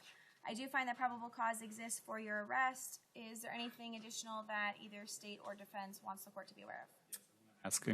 Ma'am, I'm not going to talk about the facts of the case, but I want to inquire about your financial situation. Is that okay? Are you listening? Okay. Yes, I'm listening. Do you have income right now? Do you have a job? I do. Okay. How much do you make a month? I make $300 a week. 300 a week? Okay. Do you have any other income? Do you have like Social Security, disability, benefits from the government? Other than food stamps, no. Do you have kids? I do. How many? 2. And, ma'am, how long have you been in South Florida? My whole life, basically. Okay. And do you have ties to family members? And I mean, I have my dad. he's here? That's it. Okay. Judge, I'm going to submit that she be put on some kind of pretrial release. She's not able to. Well, let me ask. Can you currently make? How much is the bond altogether, Judge? It's $8,000 altogether. Can you come up with $8,000 to bond yourself out? No. Okay, so Judge, she can't make a monetary bond. I'm asking that we invoke the presumption against monetary bond and release her on pretrial release.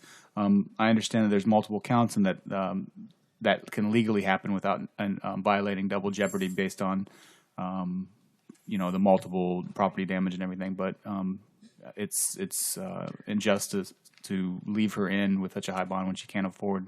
And so I'm asking that she be released on pretrial.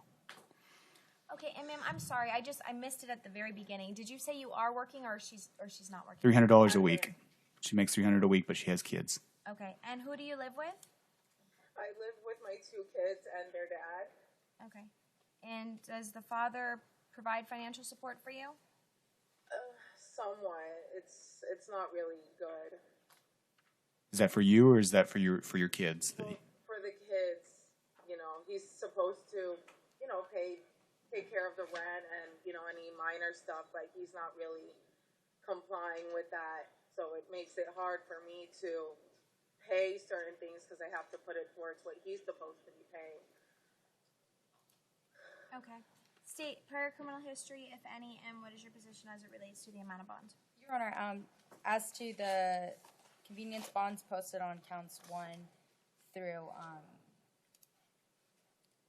8, there's no objection. There is a count 14, though, a child abuse without great bodily harm, Your Honor. There's a what count? Isn't there count 14, Your Honor. Oh, I don't even have that. It's not listed on your. Would No, Your Honor I just like to have see 1 mine? through 8 DUIs. No. Would Your Honor like me to protrude mine? Sure, give me just one. Give me one moment, ma'am, just because I need to find. Do y'all have a second page?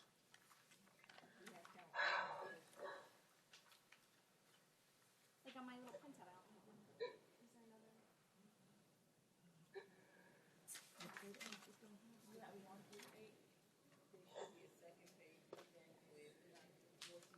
Yes.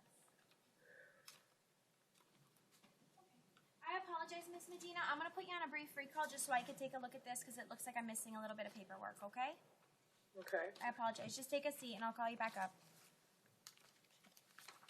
All right, I'm just going to skip over her for a minute so I can take a look at that so we can get everybody else going. Cicely Mack. Medical reset, Your Honor. Okay, thank you. You already took it out? Awesome, thank you. Jovanisha Miller. Do you have that? Jovanisha Miller. Miss Miller is a medical reset. Medical reset, okay, thank you. Richard Geldhoff. President Maine, Judge. Hi, Mr. Geldhoff. How are you, sir? Morning. Morning. All right, Mr. Geldhoff, you currently have a capias in the amount of $100 on case number 16-002791-MO20A, okay? Judge, is there any way you'd let Mr. Geldof resolve the case?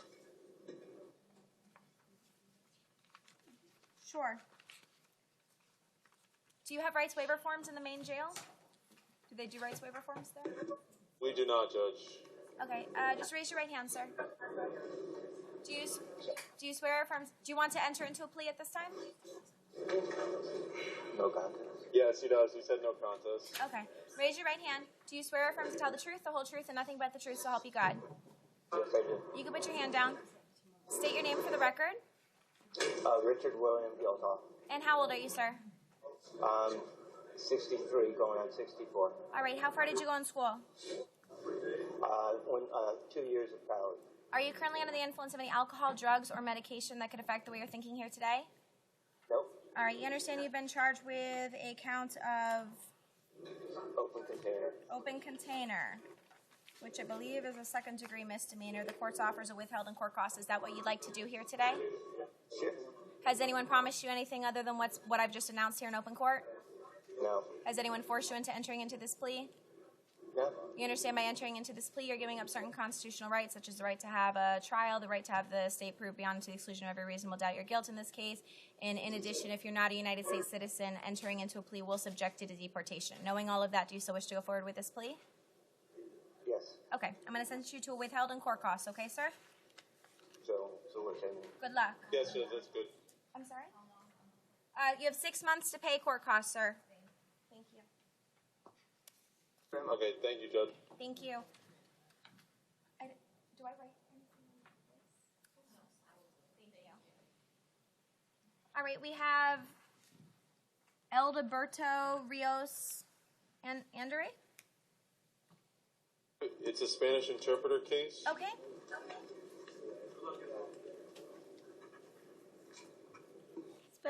Spanish interpreter present, Your Honor. I'm sorry. Perfect. And ma'am, you still note that you're still under oath. Absolutely, Your Honor. Great. Thank you. Okay. Good morning, sir. Buenos días, señor. You have been charged with 1 count of DUI, Le han acusado de estar conduciendo bajo los efectos, 1 count of operating a motor vehicle without a valid driver's license, de estar operando un vehículo sin una licencia válida, as well as an open container and disobeying a yield sign. así como también de tener una lata o envase abierto y de no obedecer una señal de ceder el paso. The court finds that probable cause does exist for the arrest. La Corte encuentra que sí hay motivo fundado para detenerlo.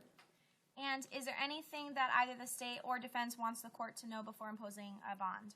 Algo que quisiera la Fiscalía o la defensa decir ante la Corte antes de que la señora juez imponga una fianza. My apologies. No, Your Honor. No, no por parte de la Fiscalía. Defense? Judge, we ask I'm if sorry, you could yeah. sign the order allowing Mr. Rios to access his phone. Okay. La defensa pide a la señora juez que por favor le permitan o que firme una orden para que le permitan utilizar el teléfono. And we'd ask for supervised release on the DUI or $500. Pide también que por favor lo dejen, ya sea que lo dejen en libertad bajo los servicios especiales de la corte o que le impongan una fianza de $500. Okay, I'm going to set bond in the amount of $500, and it's going to be no alcohol, no intoxicants. Okay, sir? Le voy a imponer una fianza de $500 y no puede consumir bebidas alcohólicas ni nada que lo embriague. All right, good luck. Buena suerte, señor. All right, we have James McCall. Call. President Maine.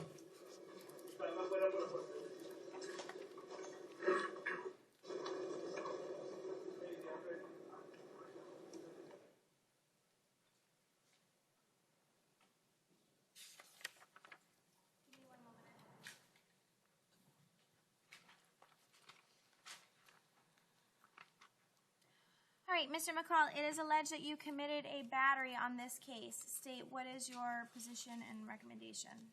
Your Honor, state's recommendation is $3,500, Your Honor. Defendant does have prior drug charges starting in 2006 and going outside of 10, Your Honor. You said drug charges stemming from 2006 Yes. through 2010? No, I apologize, Your Honor. 2006, possession of cocaine, possession of cannabis, and then 2000, traffic to 1999. It goes outside of. Okay. Oh, I'm sorry. Outside of 10 years. I apologize. It's okay. Thank you. Okay, and defense? Judge, we'd ask for $1,000. Mr. McCall does have a stable residence and he does have a job. All right, and state, I didn't hear even what your recommendation was. I apologize. I don't know if you said it. It's okay. It's $3,500 based on the facts, Your Honor.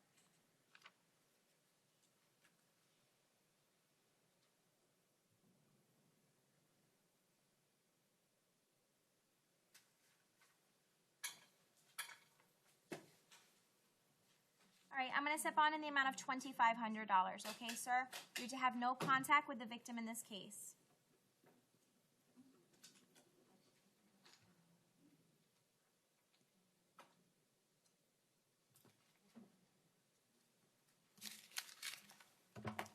Jeremis Jerome? President Maine, but Spanish interpreter case, Judge. Okay. Who are we on, Your Honor? Giron. Okay, last name. Wanted to make sure. Thank Sorry, you. Your Honor, what page is You know what? I don't even have the 17. actual. There you go. Thank you. All right. you. And Madam Interpreter, you're still under oath. Yes, Your Honor. Thank you. All Thank right, you. Mr. Garone, it is alleged that you committed a resisting without violence as well as a trespass. Señor Girón, se dice que usted perpetró el delito de oponerse a la justicia y también de estar en un lugar sin autorización. I find that probable cause does exist for your arrest. Yo hallo que hay motivo fundado para detenerlo. I'm going to set bond on count 1 in the amount of $100. Impongo una fianza de $100 en la primera acusación. And as far as count 3, you currently have a KPS. En cuanto a lo que concierne la acusación número 3, usted tiene una orden de captura en la actualidad. On case number 10, En el caso número 10, 20175 175 MM 10A. 10A. You are currently being held no bond on that case. Por este caso lo mantienen bajo custodia y no puede pagar fianza para salir en libertad. How will he go about receiving a hearing date on that? Does anyone know? Está preguntando al him, señor he juez has cómo le van a dar una fecha. He has this misdemeanor no bond hold. How will he go about getting a hearing? So he Porque knows the tiene next time he's una, in court? en este caso de estar conduciendo bajo los efectos.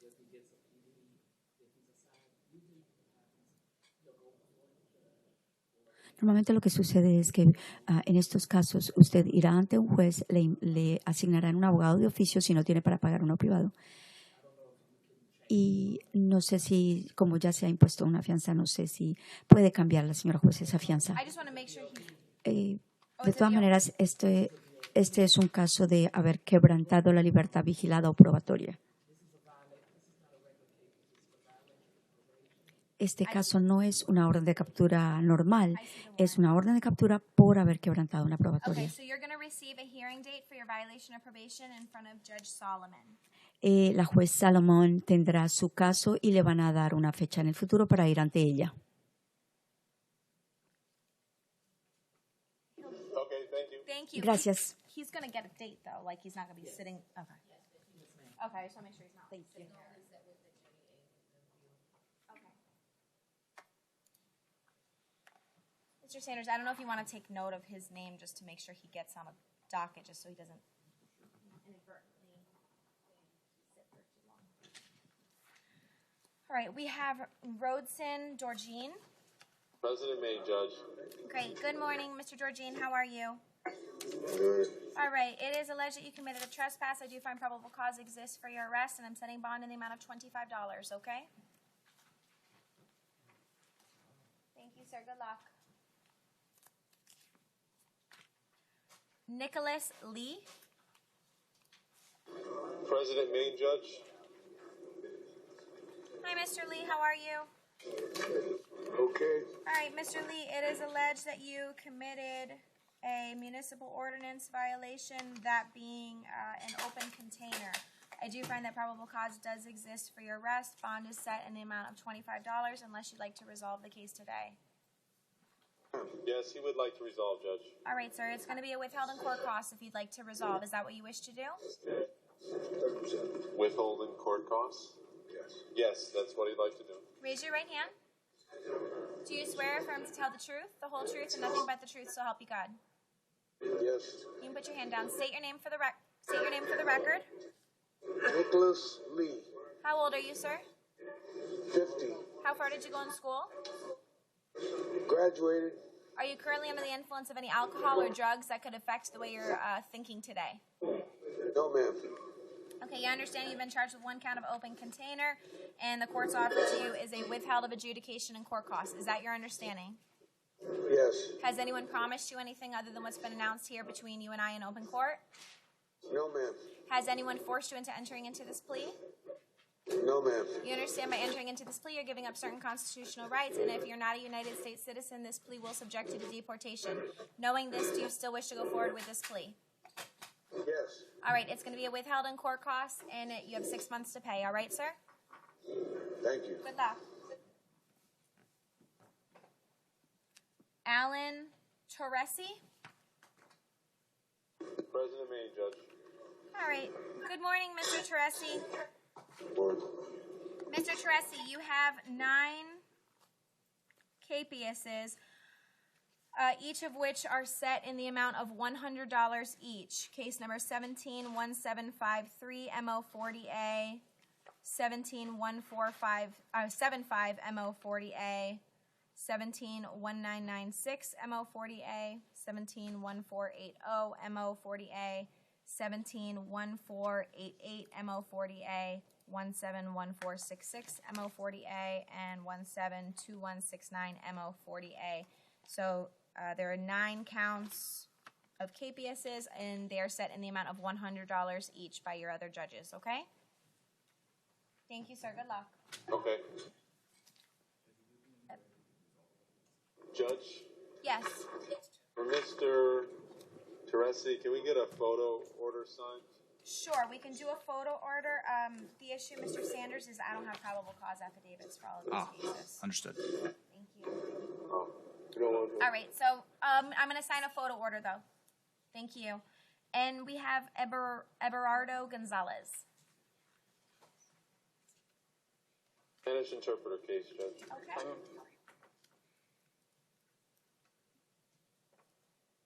Thank you. And again, you're still under oath. Yes, Joanna. Good morning, Mr. Gonzalez. Buenos días, señor González. It is alleged that you committed an operating a motor vehicle without a valid driver's license. Lo acusan de que supuestamente usted operó un vehículo sin una licencia válida. I find that probable cause does exist. Hallo que hay motivo fundado para detenerlo. And I am going to set bond in the amount of $25. Y pongo una fianza de $25. Thank you, Judge. Thank you. Gracias, señoría. All right, we have Horace Camp.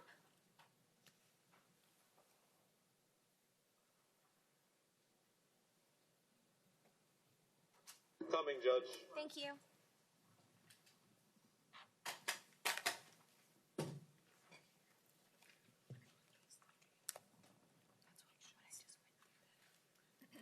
Judge President Maine, we'd ask the court if the court would consider resolving Mr. Camp's cases. He's homeless.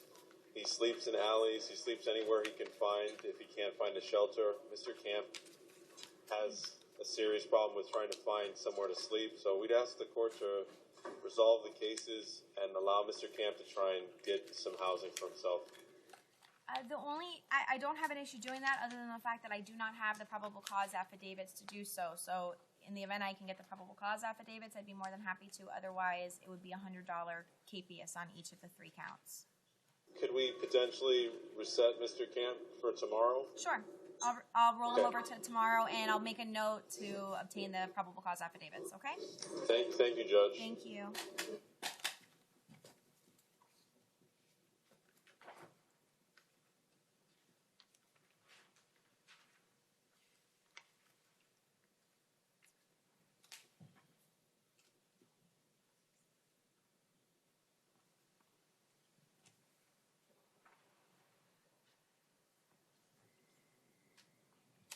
I apologize.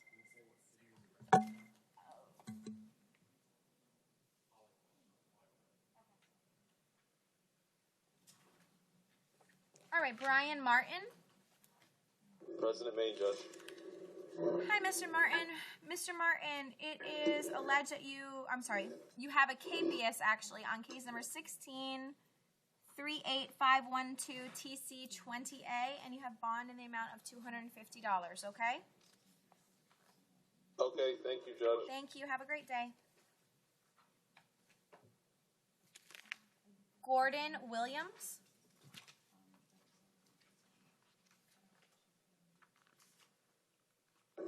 Present, Judge. Okay. Hi, Mr. Williams. How are you today? Good, thank you. All right, Mr. Williams, it is alleged that you committed a DUI. After review of the probable cause affidavit, I do find probable cause exists for the arrest. Is there anything anyone wants the court to be aware of? 1996 DUI, but state's okay with the convenience bond, Your Honor. Okay. And defense? We ask for the standard bond. Okay. I'm going to set bond in the amount of $500. However, you are to have no alcohol and no intoxicants. Okay, sir? Thank you. Good luck. Jason Moyes.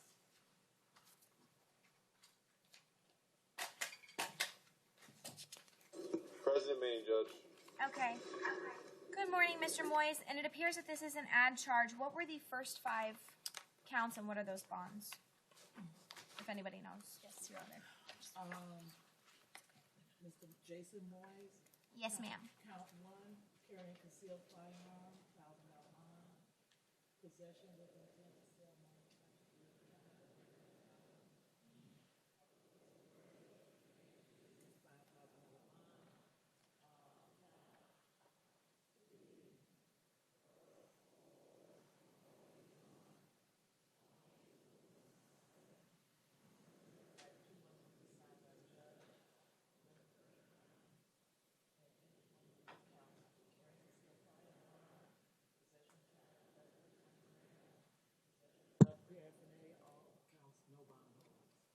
Okay, so he's being held on. Okay.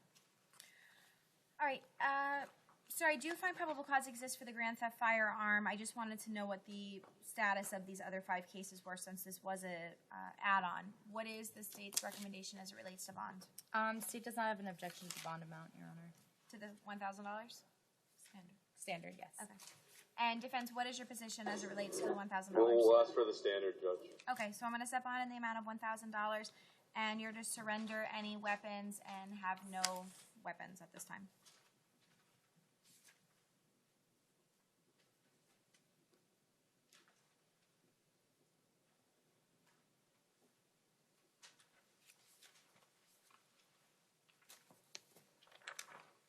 Mark Parker.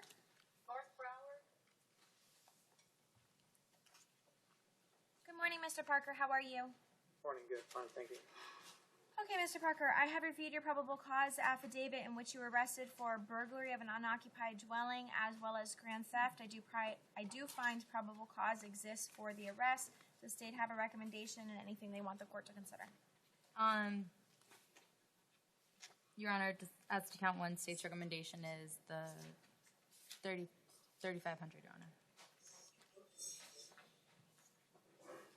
Sir, I'm going to ask you some questions about your financial situation, but don't talk about facts of the case, okay? Okay. Do you currently have a job? Yes. How much do you make in income every month? Probably about $900 to $1,200. Okay. Do you have any other sources of income? I have someone that owes me some money in Kuwait. I get some money from him from time to time. Okay.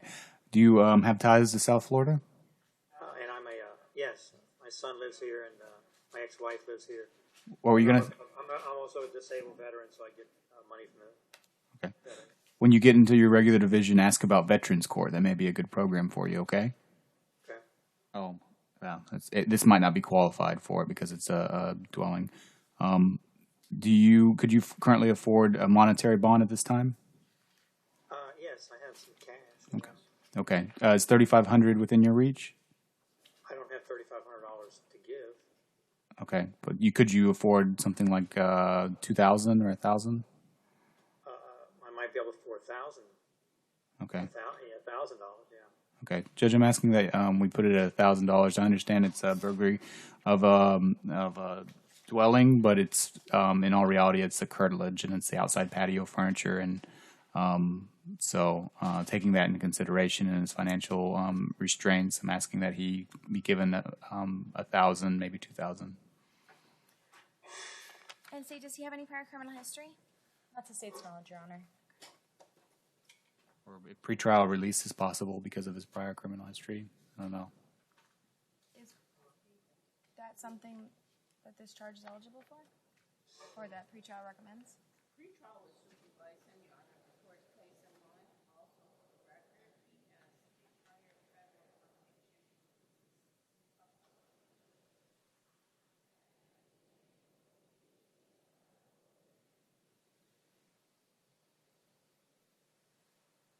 Sir, do you own or rent your home?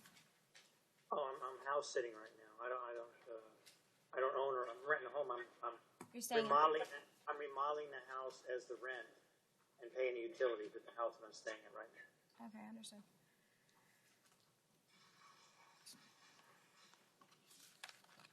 And just to reiterate, Your Honor, as to charge one, state believes that $3,500 is reasonable bond for the facts and the charge.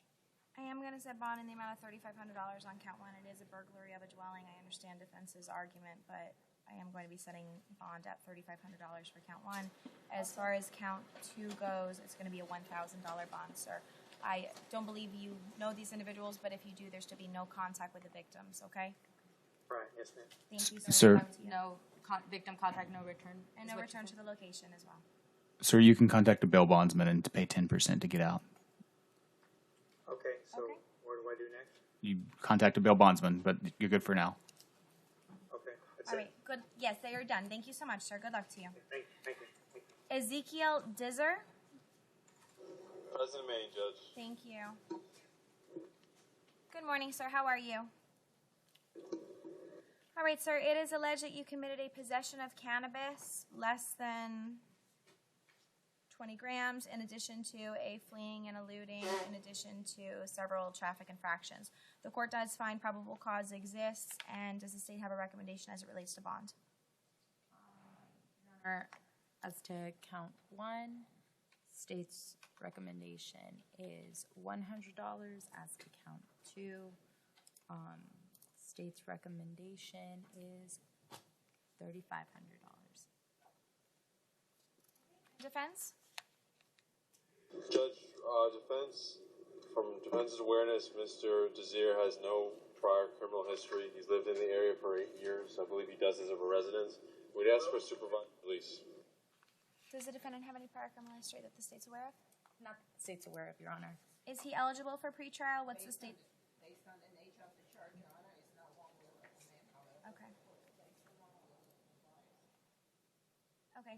I'm going to set bond in the amount of $100 on count one, and based on the nature of the charges and the facts that are contained within the probable cause affidavit, I'm going to set bond in the amount of $3,500 on count two.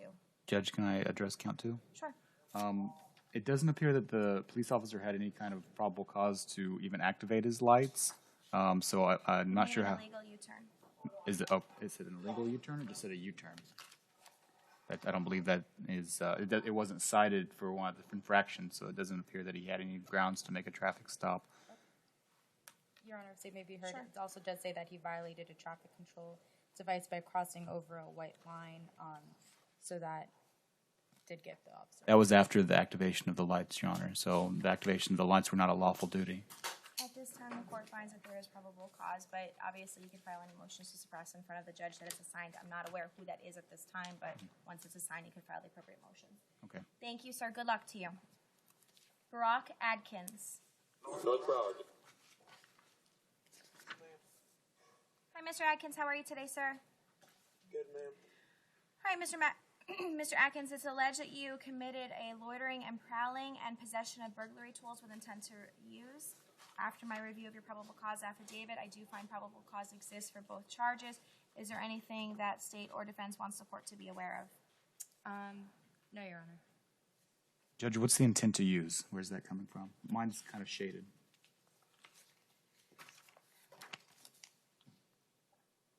He has in his backpack as he's walking around behind the closed business, behind the vehicles, he's found to have a crowbar, bolt cutters, 2 pairs of gloves, 2 large empty bags, and a hatchet. Just walking in a open business? Well, it's in a closed business. Okay.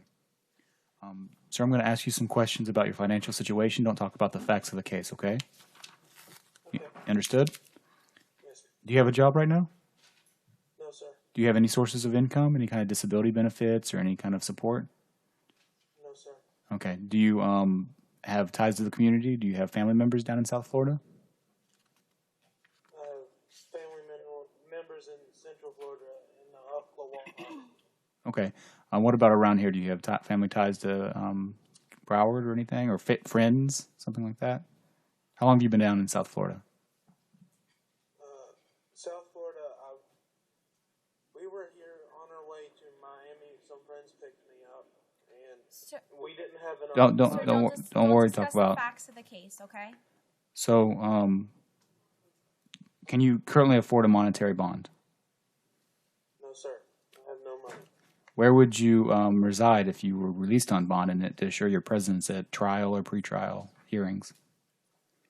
Well, my friends are in the same boat as me, and we will have to sit here and come back here. Say it again. My friends were arrested with me, and we will be doing it. We would have to come back. But where would you reside? You'd have to reside with family in Florida, Central Florida? Yes. Okay. Judge, I'm just asking that he be given some kind of reasonable bond. I mean, I guess the presumption is against monetary bond because he doesn't have any financial resources, but do you think a family member would be able to pay a bond for you, sir? Maybe. I don't even have their phone numbers. Okay. Do you have them in your phone if I got access to your property? I don't have a phone. Okay. It was taken before I left. Okay. Judge, I'm asking that you release him on his own recognizance. I understand that he doesn't have something, unless pretrial can supervise him in another county. No, pretrial cannot supervise him based on this booking report. He has a Milton, Virginia address. That's even out of the state. Let's see. Okay, and just also, counsel, to address, because I finished reading the rest of the probable cause affidavit that I had underlined earlier, he also stated that his co-defendants were going to use the tools to commit burglaries in the area. Understood. So, for purposes of loitering and prowling. The court is going to find probable cause. I'm going to set bond on the loitering and prowling charge in the amount of $100 and on the possession of burglary tools in the amount of $1,000. Okay, sir? Based on the nature of the charges. Good luck to you. Thank you, ma'am. Thank you. Michael Thompson. Mr. Thompson is president. Okay, good morning, Mr. Thompson. How are you, sir? Good morning, how are you? I'm good, thank you. Mr. Thompson, it's alleged that you threw a missile into a dwelling or a vehicle that you committed 2 counts of misdemeanor battery, domestic violence misdemeanor battery. The court does find probable cause for the 3 counts for the arrest. State, what is your recommendation? Your Honor, as to count 1, 2,500, as to counts 2 and 3, 3,500, Your Honor. Defendant does have another pending battery right now, 2006. 2, okay. 2 pending batteries right now, 2016 violation of injunction, 2015 battery that was dropped, 2007 ag-assault, deadly weapon, battery that was dropped, 2007 assault that was dropped. Well, it's Just as it relates to, can you please give me the 2 open case numbers? Yes. And what are those charges? Do you know the numbers?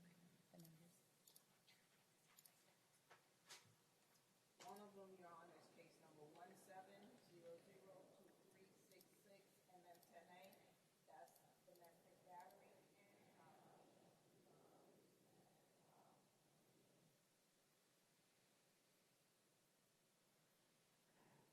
You have another open case as well? Case number 16007343 MM10A, and that's the battery. 16007343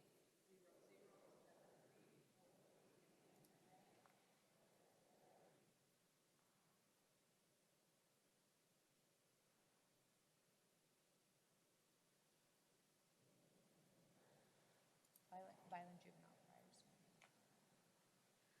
All right, sir. As I stated, is there anything the defense wants to add? Yes, Judge. Mr. Smith does have a stable job with Sprint. He does have a place to go that doesn't involve the accusing witness in this case. We do understand he's got some dropped cases, but there were no convictions in that. We're asking for a $1,000 bond on each of the counts. That's what he can afford. Okay.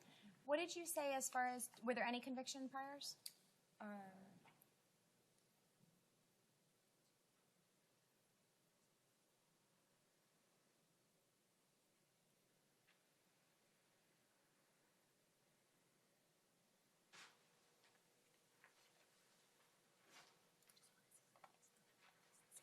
Also, for the record, Your Honor, Ma'am. the 2017 case, he's currently on $4,000 bond with a GPS monitor. However, this new law violation does not violate that case because this offense alleges prior to. That's on the which case number, 17? Yes. Okay. What about the 16 case number? The 16 case number, this might have occurred after that one, but he's on pretrial for the one from March of this year. Okay, State, can you please look up on 167343 MM10A when the incident date and pretrial, when he was placed on pretrial release on that case? I apologize, Your Honor. You want to know? For that one, Your Honor, not for the 16, he only has pretrial for the 17. So what is he on the 16? Bond. Okay. So can you look at when this incident happened in relation to that, if this incident violates that bond? 16 was August 26th, and this just happened, so it does. Okay, we believe it does, Your Honor, because the violation. The case number is 16007343 MM108. The date of incident on that date is August 7th, 2016. The defendant bonded out, it seems like August 9th, 2016. And this incident occurred on June 24th, 2017, Your Honor. That's 2016, now we're in 17. This incident actually occurred on September 23rd, 2016. However, it did happen approximately a month after he was placed on bond on case number 167343 MM10A. The court is sua sponte going to revoke bond on 167343 MM10A as it does find probable cause exists on the 3 counts in which he is alleged to have committed. On count 1, the court is going to impose bond in the amount of $7,500. On count 2, the court is going to impose bond in the amount of $3,500. And on count 3, the court is going to impose bond in the amount of $3,500. Sir, you will have a status on June 29th at 9:45 a.m. In addition to all of this. Okay, Judge. Thank Sorry. you. Are you making the finding that there are no reasonable means in the community for which he can be assure his presence at trial and safety of physical harm to the community? I am making a finding that he's a danger this time. And no victim contact. And no victim contact. I believe if I did not say that, I intended on saying that. So no contact with the alleged victim in this case. Thank you, sir. Both of them, yes. Okay. Both of them. Hassan Burley. President, may. Thank you. Good morning, Mr. Burley. Mr. Burley, it's alleged that you committed a domestic battery by strangulation. I do find probable cause exists for your arrest. Does the state have a recommendation as to bond and any prior criminal history? Yes, Your Honor. There is a 2014 possession of cannabis, 2010 possession of cannabis that are to state's knowledge. Additionally, Your Honor, based on the facts of the case, where it is a battery by strangulation, the state's recommendation is $7,500, Your Honor. Okay. In defense? Judge, Mr. Burley has relatively little criminal history. He does have a job. He has a place to go that doesn't involve the accusing witness. We'd ask for $2,000. Okay. I'm going to set bond in the amount of $7,500 based on the allegations that are contained within the probable cause affidavit. Sir, you're also to have no contact, direct or indirect, with the victim in this case. Good luck to you. How much is that on, Your Honor? $7,500. Thank you very much. It's too late now. It's gone. DeAndre Smith. President May, Judge. Thank you. Good morning, Mr. Smith. How are you today, sir? Good. You? Good, thank you. Mr. Smith, it's alleged that you committed a possession of cannabis over 20 grams, 1 count of possession of drug paraphernalia, resisting an officer without violence, and tampering or fabricating evidence. I do find that probable cause does exist for these arrests. And State, do you have a recommendation as it relates to bond and prior criminal history, if any? As the state's knowledge, there's no prior criminal history, and state does not have an objection to the bonds posted, Your Honor. Or to the convenience bonds. Okay. Bonds posted. And defense? Judge, we'd ask for supervised release based on no prior history. Mr. Smith does have a residence, does have ties to the community. Your Honor, Mr. Smith refused pretrial supervision based on the nature of his charges. He prefers to post a monetary bond. Okay. So I am going to be setting bonds then in the amount of $1,000 on count 1, $100 on count 2. That's your son? Do you want to come up, ma'am? All right. And Mr. Smith's mom is present in court. Okay, thank you. Okay. And ma'am, just raise your right hand. Do you swear or affirm to tell the truth, the whole truth, and nothing but the truth, so help you God? Yes, ma'am. You can put your hand down and just state your name. Kenya Frost. All right, Ms. Frost, what is it that you want the court to know? I'm listening to what my son is telling. I need to know where the bond is coming from. You mean how he's going to post the bond? Yeah. I mean, you can speak with him. Obviously. Okay. It's been asked for collaterals.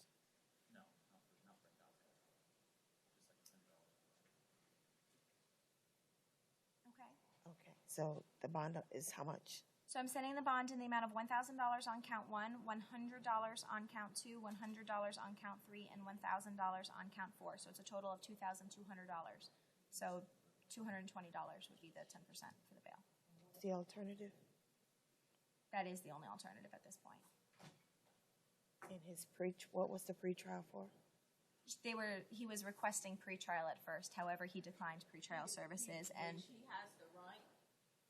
What is the pre? He refused pretrial. It was offered to him, but because of some of the conditions and stipulations for pretrial, And what were he those? would rather post monetary bond. Basically going to be like on probation. That's before trial. Also, there was an instant, a drug evaluation, and those are terms that he found. so because he is an adult, I am going to be setting the bond in this amount because he has made the choice not to proceed forward with pretrial release. Okay? Judge? Yes. Is there any way we can reset Mr. Smith till tomorrow and give him another chance to speak with pretrial? He spoke to pretrial twice. Pretrial is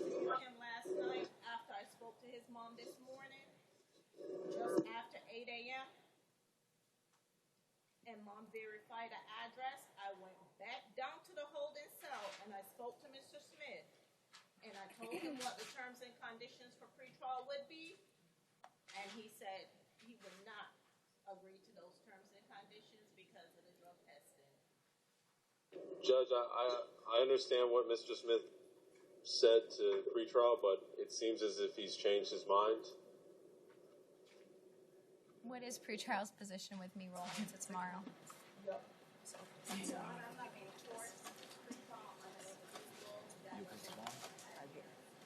Do you have any objection to it being rolled to tomorrow to see if he wants to enroll? It's up to the court. But yes, you do. But I will be here again tomorrow before Catalin's first appearance. I'm sorry? I'll be here again tomorrow morning, so it's up to the court. What do you want to do, Mom? Yes, we'll figure out this bond situation. Okay, Mom's saying that she'll figure out the bond situation, so what does he want to do? Okay, thank you, Judge. All right, thank you. Give us the bonds. All right, $2,200 in total, sir. Good luck. Roberto Pereira. Medical loan, Judge. Thank you. The medical reset? Yes. Thank you. Thank you, ma'am. Have a great day. Gerald McClune. President Maine, Judge. Hi, Mr. McClune. How are you today, sir? He's good. Thank you. Mr. McClune, I do find that probable cause does exist for the arrest of fraud uttering a false instrument. Is there anything the court, the state or defense wants the court to be aware of? No, Your Honor, state doesn't have an objection to the standard bond. Defense? Judge, Mr. McClune has no priors from our knowledge.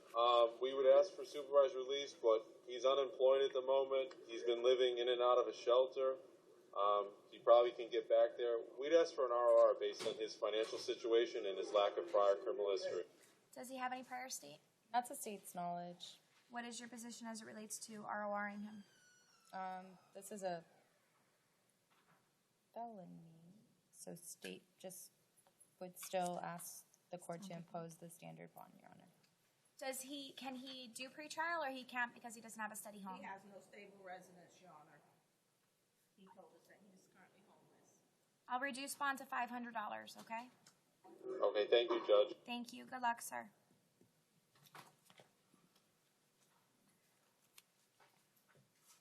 Wanaluska Willis.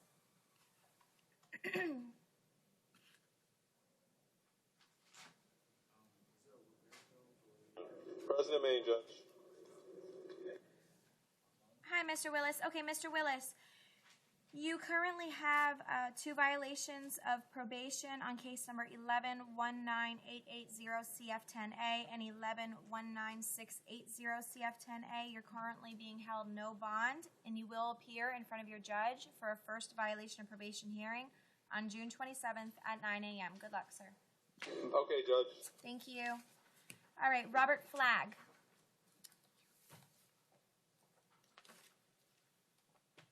Hi, President Maine. Hi, Mr. Flagg. How are you? I'm okay, Judge. All right, Mr. Flagg. It is alleged that you committed a robbery with a firearm in addition to an aggravated battery, in addition to a burg structure. I do find that probable cause does I'm sorry, I actually didn't check probable cause. I didn't have a probable cause affidavit on this case. Does anyone have one?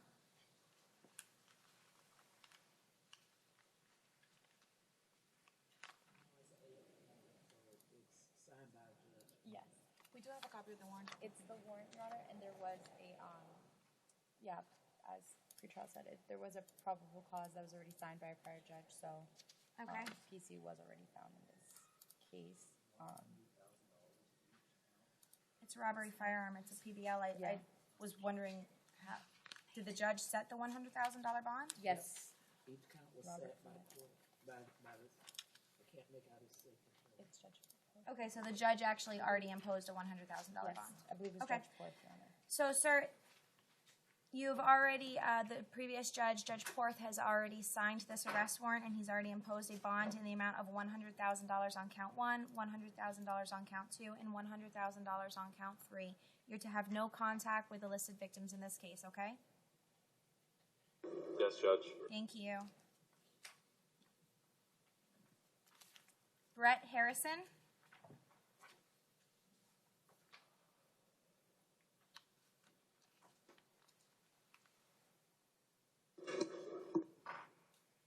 Good morning, Mr. President Main, Judge. Thank you. Good morning, Mr. Harrison. You were arrested for trafficking in methamphetamine, 14 grams to 28 grams. State, what is your position and recommendation? As the state's knowledge, there's no prior criminal history. State doesn't have an objection to the standard bond, Your Honor. Okay, and defense? Judge, this case is related to one that we talked about previously on page 7, Mr. Woodland, Eric. Mr. Harrison has no prior, just like Mr. Woodland. He does not have the $50,000. We'd ask for you to set the same bond from that case, which was $35,000. Okay. And no prior criminal history, you said, state, correct? Correct, Your Honor. Not All to right. our knowledge. I am going to impose bond in the amount of $35,000. Thank you. Oh, Judge, one more thing. Sure. Would you be willing to sign an order to allow Mr. Harrison to access his phone to get phone numbers from there? Of course. Just I'll have Mr. Sanders provide me with an order, and I will do so. And also, if I didn't say so, I find probable cause on that last case. Thank you, Judge. So you're good in order. Thank you. Jakeem Davis. Judge, Mr. Davis has a private attorney, and he requested that his private attorney handle the case. So we'll ask for a one-day reset. Okay. I would like to make a say something, please. We would request not and have Mr. Davis speak with his private attorney before he makes any statement. I would like to. Mute. Yeah, I was going to say. Judge, can we ask for a reset for one Okay. day? Mr. Davis, do you currently have a counsel retained on this case, a private attorney retained? On this case? Yes. On my last case, I got a private attorney. I don't have no attorney on it. These are new charges. He has a private attorney on another case. That's what he said. Okay, so he has counsel. He has private counsel on another case, however, not on this case. There's no probable cause. They didn't even read my Miranda. Okay, Sir. Judge, we can proceed on that for a bond. Okay, if you'd like to retain the service of the Public Defender's Office, we'll proceed and go forward today. If you would like the opportunity to speak with a private attorney and retain counsel, then I will reset it for tomorrow. Tell me what you would like to do since counsel has not been retained at this point. Tomorrow. He wants to reset it till tomorrow. But I need access to my telephone because my attorney number is in my phone and I don't have it. Can we have an order for tax's phone? Okay. Yes. Jakeem Davis, yes. And you did state that he had another case. Is he on probation on that other case? Because I noted that he was on. Actually, he's on pretrial release, Your Honor, with a GPS monitor, and we were going to be requesting a revocation of his pretrial release in that case this morning. The only issue that I have is that if we're resetting the whole thing, then I'm not addressing probable cause, so we'll readdress everything tomorrow. Okay? Thank you. So this is, Oh gosh, I'm sorry. and we're resetting this for the AM tomorrow, Your Honor? Yes, reset for tomorrow for private attorney. Thank you. And then we have Jahoni Sutherland. Present in me. Hi, Mr. Sutherland. How are you today, sir? I'm good. Good, thank you. Mr. Sutherland, it's alleged that you committed a retail theft, and additionally, you have a capias on case number 17-18922-TC20A. The bond has been set on that capias in the amount of $1,000. You are set for a status on July 5th at 1:30 p.m. As it relates to count 1, I do find probable cause exists for the arrest. Does the state or defense have anything that they want the court to consider? No, nothing further. Okay. I will set bond in the amount of $1,000 on count 1, and count 2, it has previously been set at $1,000. Thank you, sir. Good luck. Jonathan Sentinel.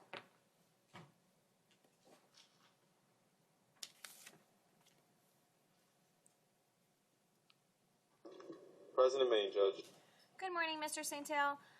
I've reviewed the probable cause affidavit. You are charged with one count of retail theft over $300. I do find probable cause exists. And as far as count 2, you're being held no bond on a violation of your community control under case number 1427. 80CF10A. You will receive a future violation of probation status date in front of your judge for that case. As it relates to count 1, is there anything that anyone wants the court to consider before imposing a bond? Okay with the standard bond. Anything from the defense? Judge, can you sign an order for him to access his phone? Yes. No, nothing further. And that's Jonathan Sentinel, Mr. Sanders. Okay, I'm going to be setting bond in the amount of $1,000 on count 1. You're being held no bond on count 2. Good luck to you, sir.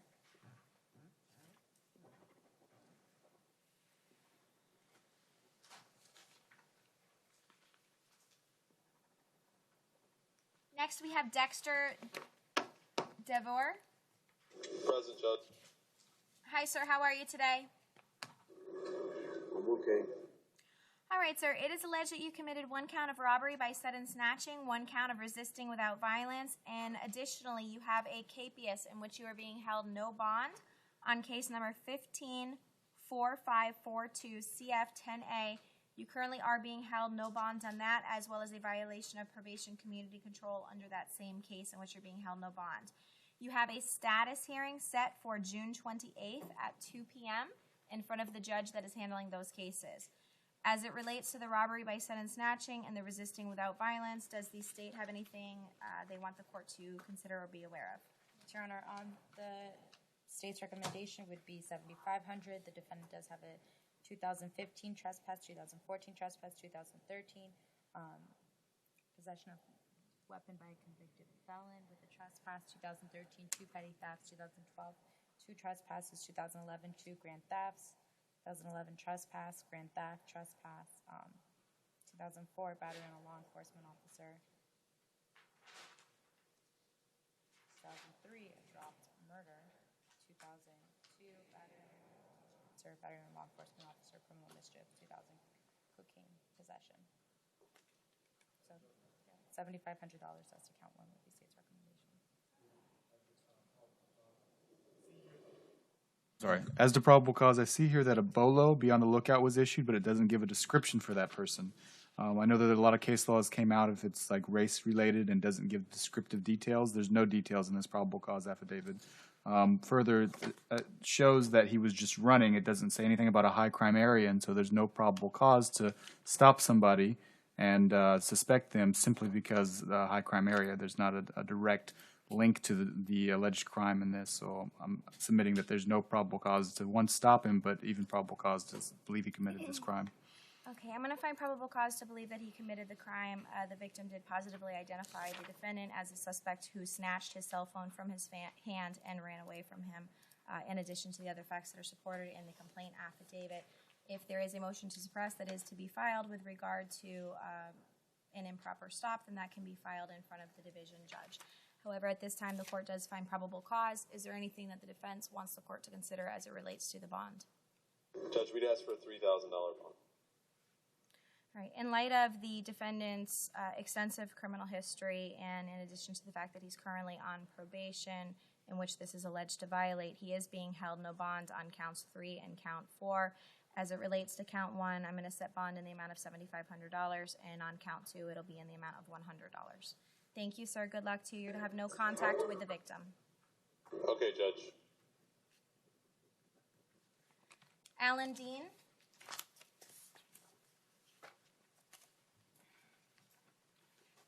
Hi, Mr. Dean. How are you, sir? How are you? I'm good, thank you. Mr. Dean, it's alleged that you committed a petty theft. After my review of the probable cause affidavit, I do find probable cause exists for the arrest. You currently also have an out-of-state hold in the amount of $10,000. As it relates to the petty theft, is there anything that anyone wants the court to consider before imposing bond? No, Judge. We're okay with 25. Okay. Court is going to be imposing $25 bond. Thank you. J.C. Irving. President May. Good morning, Mr. Irving. How are you, sir? All right, Mr. Irving, you are here on case number 12-6046 CF10A. You are currently being held no bond for a violation of probation. You are set for a violation of probation status hearing on June 28th at 8:30 a.m. Good luck to you, sir. Okay, Judge. Thank you. John Sherman.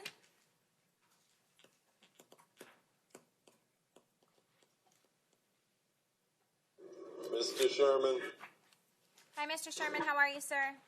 Hang in. Okay, Mr. Sherman, it is alleged that you committed a burglary of a dwelling in addition to possession of burglary tools with intent to use, in addition to a possession of cocaine charge. The court does find probable cause for all 3 counts. State, what is your recommendation and prior criminal history, if any? Your Honor,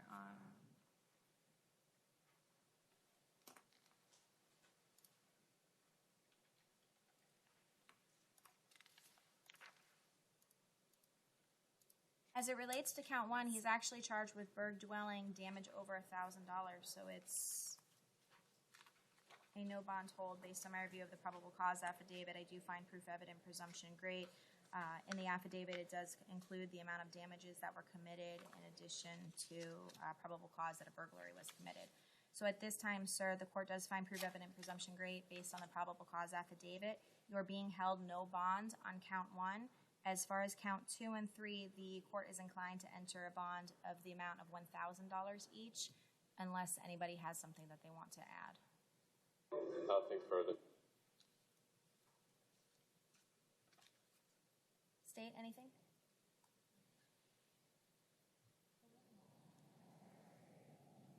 Sure, you want me to put him on recall? yeah, can we? Okay.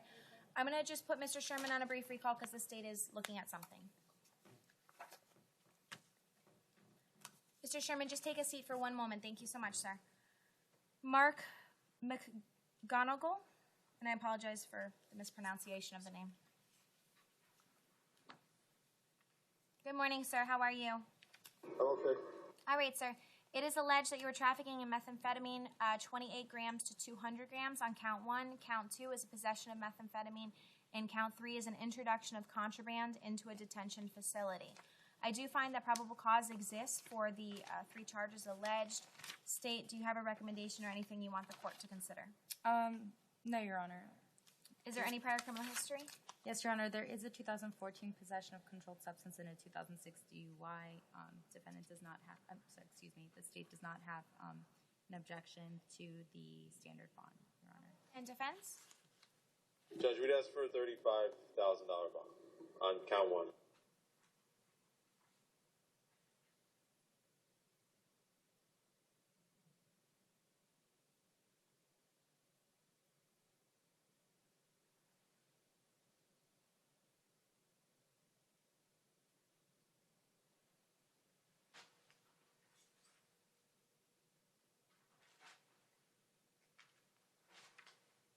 What is your reason for a bond reduction, counsel? His limited criminal history. He's on disability, Judge, for mental health reasons.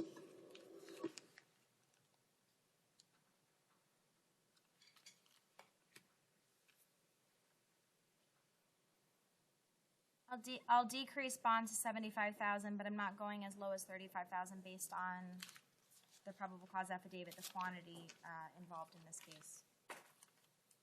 Okay, thank you, Judge. Thank you. Judge, can he have an order for access to his phone? Sure. Mr. Sanders is out of order, so let us just track some down. But yes, I will sign one. And Your Honor, if I may, on Sherman, Thank you. nothing Thank further you. on the state. The case we just stressed Sherman, John Sherman, nothing further from the state. Okay, so let's just go back briefly, counsel, to Mr. John Sherman. There's nothing else that the state wants to add. So as far as count 1, it will be no bond, and count 2 and 3 will be a $1,000 bond. You can address any type of bond reduction motion in front of the judge that you're assigned, sir. And we do have an extra order. And you also have the opportunity to have an Arthur hearing at that time if you so choose. And judge did find proof evident presumption great, correct? Yes. Thank you, Your I Honor. need to actually write this on that paperwork.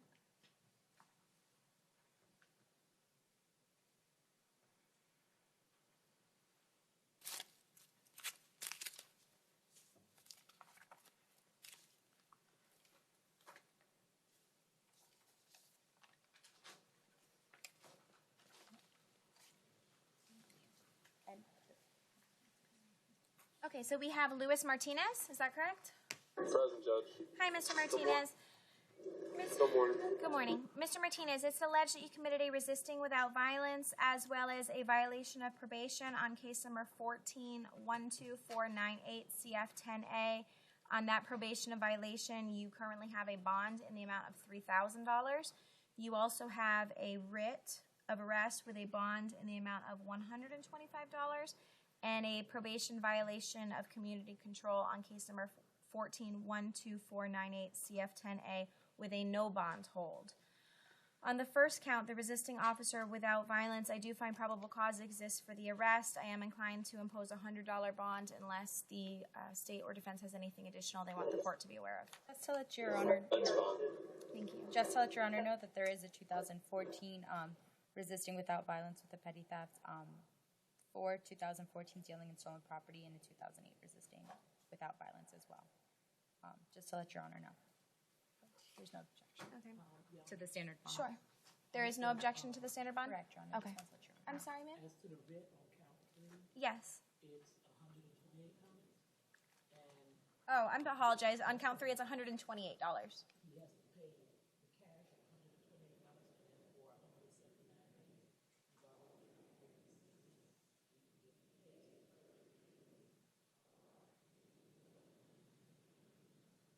Okay, were you able to hear that, sir? No, Judge, we didn't hear it. Okay, on the writ of arrest, you have to pay $128 cash by...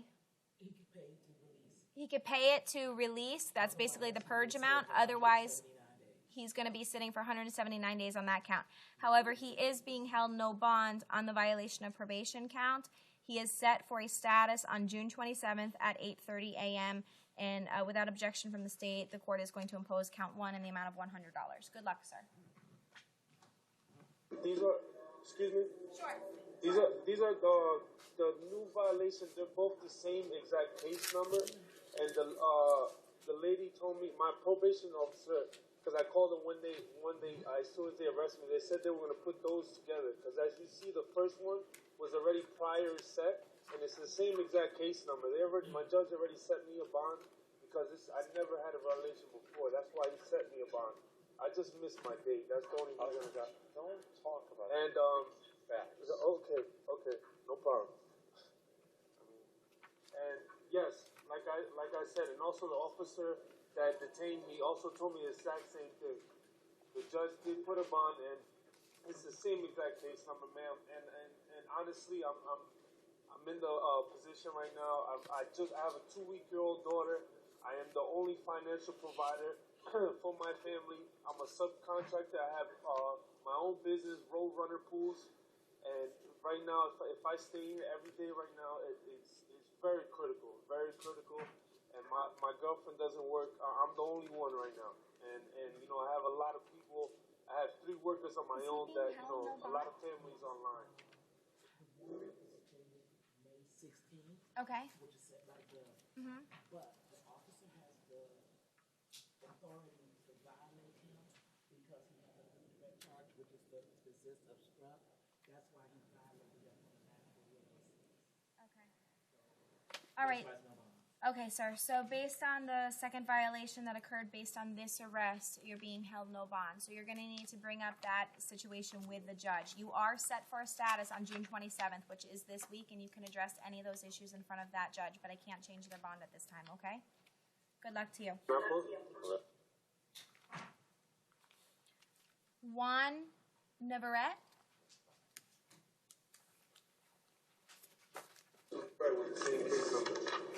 Doesn't matter. Good morning, sir. How are you? Oh, fine. Good morning. Good morning. Sir, it is alleged that you committed a driving with license suspended for a third or subsequent offense, that you attached a registration license plate not attached, operating without a valid driver's license, failing to register a motor vehicle, as well as several traffic infractions, in addition to altering a license plate validation sticker. You additionally have 4 counts of different KPSs on case number 021384MM10A. On those 4 cases, you are currently being held no bond. On the charges that you're in front of me on, the driving with license suspended charge, does anybody want to add anything additional? The court is finding probable cause. I'm gonna try to get my license I think had it. Okay. Defense, is there anything that you want the court to consider for purposes of a bond amount? No, Judge. Okay, as far as count one goes, I'm going to impose a $750 bond. You are being held currently no bond, sir, on the violation of probation cases. You are set for July 10th at 1:30 p.m. in front of your assigned judge. Good luck to you. Jeffrey Bennett.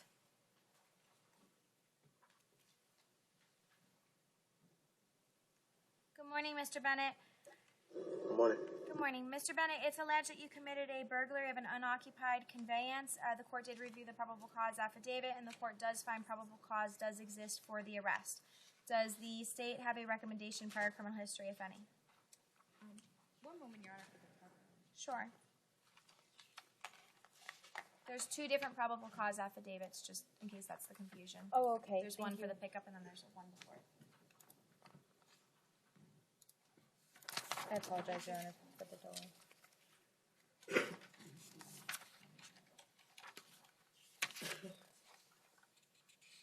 Is there anything the defense wants the court to consider for purposes of the monetary bond amount while the state is looking into something?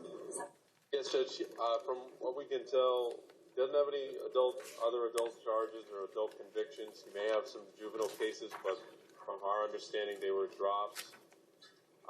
He has a job. He has a residence to go to. He has family in the area, so we're asking for a lower monetary bond. Okay. Okay, all right. State's recommendation, Your Honor, is $3,500.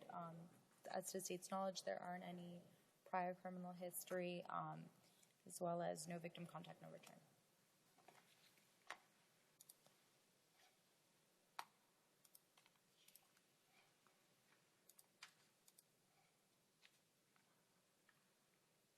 The court's going to set bond in the amount of $2,500. You're to have no contact with the victim, sir. Okay. Thank you. Wilkinson Fellinor. Present, Judge. Good morning, Mr. Fellinor. You're currently being charged with attaching a registration that's not assigned, as well as driving with license suspended for a third offense. The court does find probable cause exists. Is there anything that the court, or the state, or the defense wants the court to consider? Anything from the defense? No, Judge. We're fine with $750. Okay, I'm going to be setting bond in the amount of $750. Good luck, sir. Cliff Carpinella. Okay, thank you. It's a medical reset, Mr. Sanders. Yes. Oh, I believe that's what they said. Let me just go to Northbound to make sure. You said medical reset on that one, correct?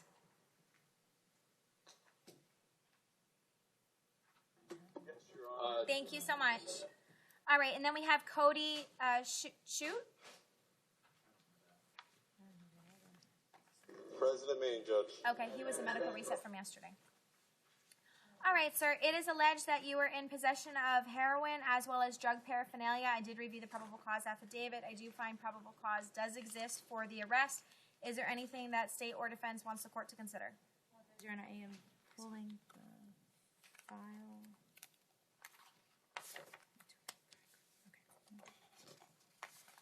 State does not have an objection to the standard bond for defendant Cody. Okay, and how about defense?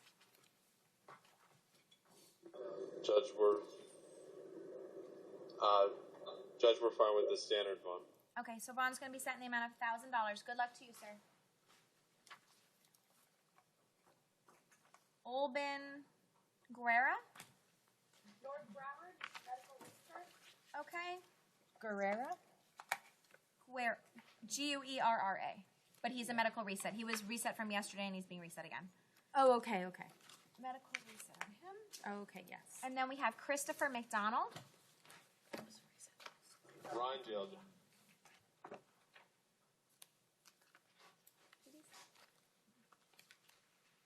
McDonald was released.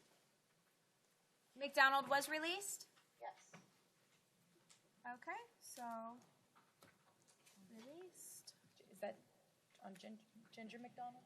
Christopher McDonald. Christopher McDonald. That's on Christopher McDonald, correct?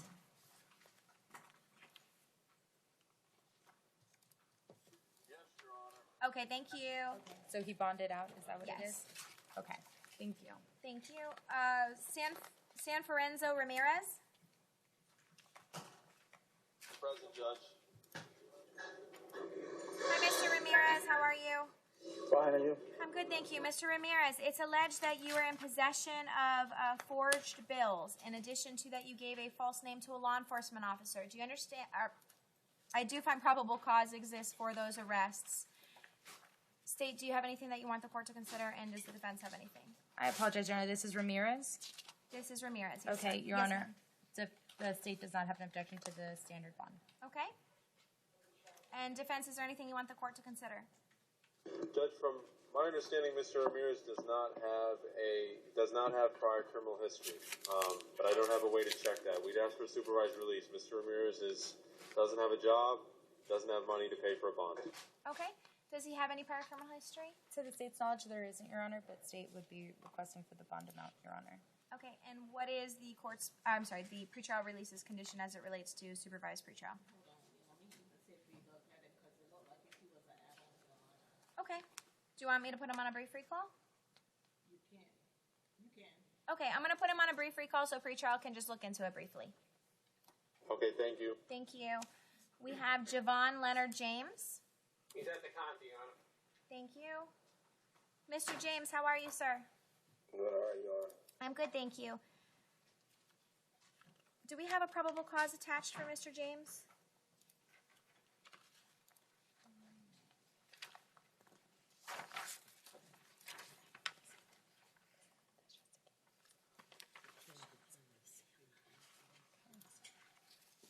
One moment, Your Honor, I apologize. It's okay. Just trying to see if we can get one.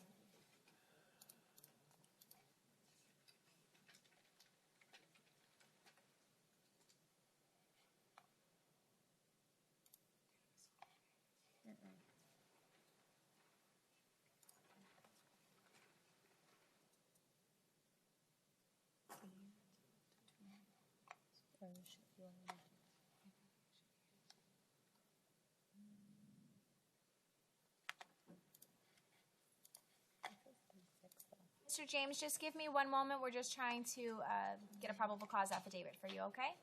Yes, ma'am, no problem.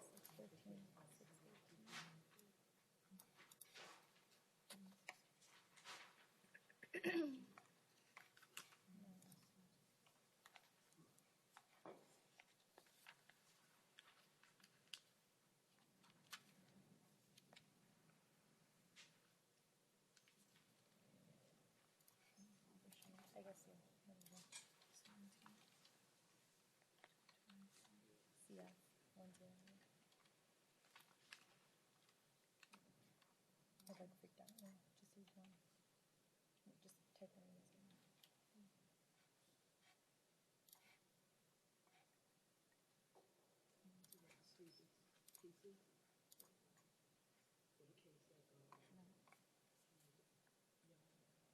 Sorry? Which case number? On case number? The one you trying to find a PC for? Yes, it's What's change charge? it's a change. It says change of charge, but then the corrected KPS says hold for magistrate hearing, but I don't have a probable cause affidavit to see what is listed on it. So this is what This is his previous address. Thank you. Oh, thanks so much. Did you get it, Your Honor? I did. Okay, Do I y'all- apologize. Do you have it? It's okay. Do y'all have a copy? I just printed it out. Okay. It was that one.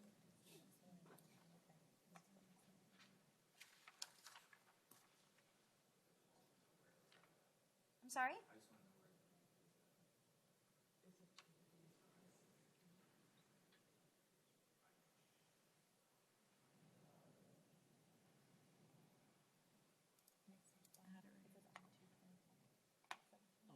Okay. Thank you. Can I see the PC, please?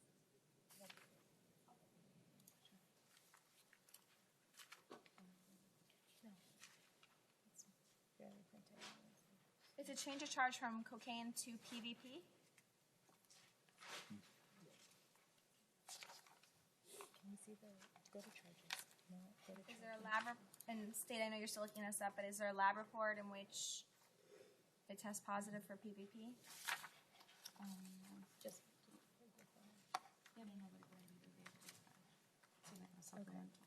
Mr. James, if you want, I apologize. Just take a seat for a moment because the state's looking up a few things, okay? I can ask him about financial if you Sure. want me to. Sir, I'm going to ask you, don't talk about facts of the case, but just your financial situation. Is that okay?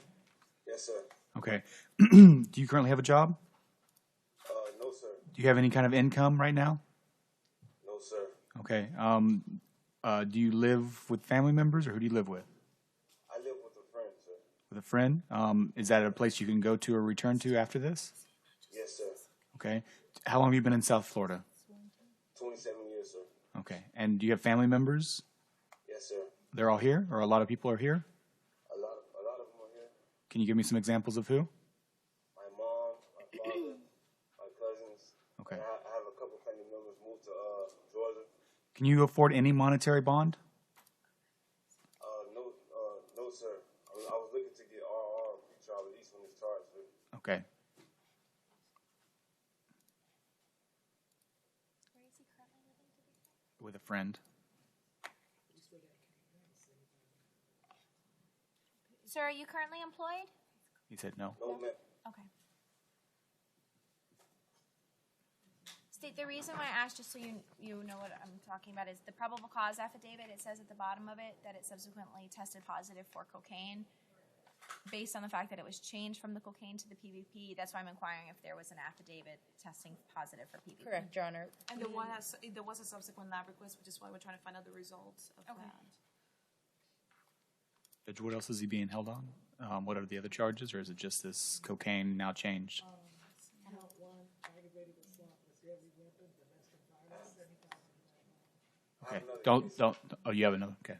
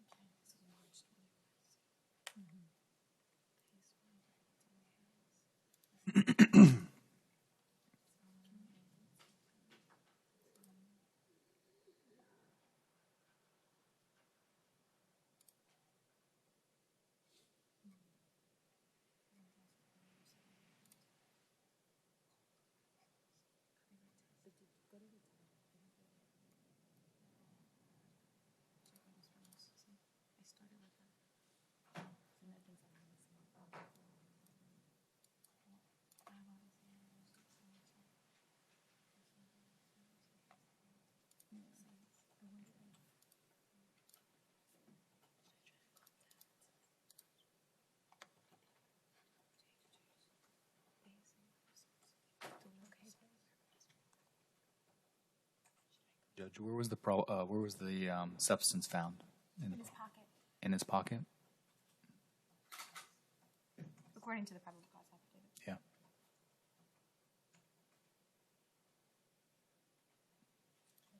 Should we call the family duty ASA?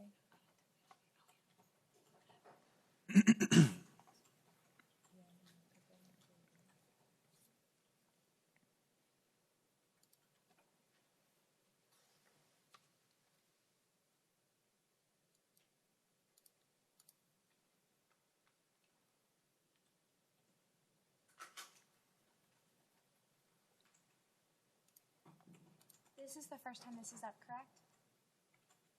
I mean, do you need time to perfect? Your Honor, yes, there is some indication that subsequent testing was done, hence the change of charge. At this time, we're unable to access the results, but so we'll be asking for 48 hours to perfect, in this case, look into what happened with the COC. Because it seems that it was tested, tested. We're only just looking for tested. that actual report to give the court. Okay. So, Mr. James, I'm going to give the state 48 hours to perfect the probable cause affidavit. You currently have other charges in which I believe you've already been given a bond, correct? Okay. All right. Thank you. So what's gonna happen?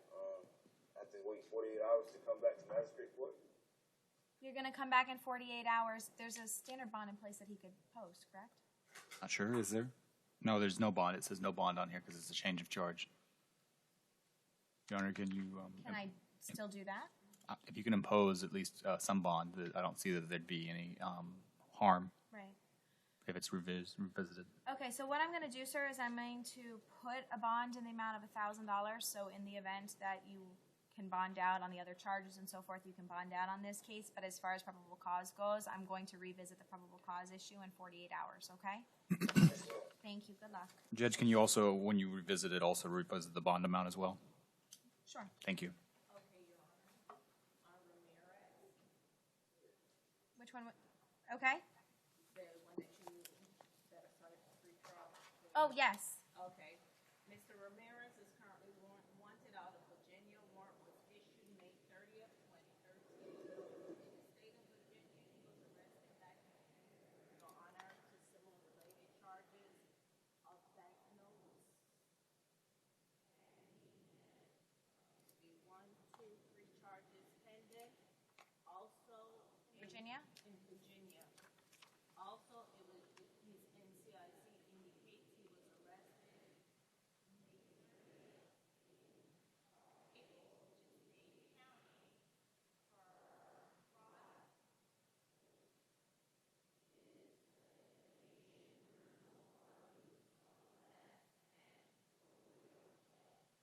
He appears to have 2 pending cases, similar related, one out of state in which he currently has.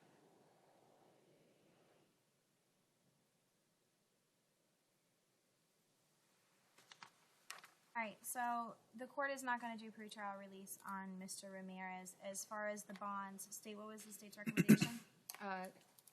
The standard bond, Your Honor.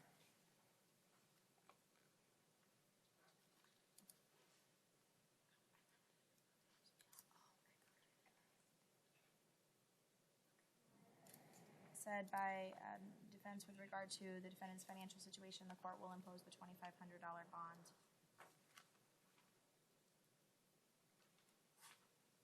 Thank you, sir. Good luck. Mr. James, so we said it for 48 hours, we were able to find the results. If we may approach to show you the results of the PVP. Sure. Give me one moment to see if he's still there. Is Mr. James still present? Is it North Broward, I believe? Is Mr. James still present by any chance?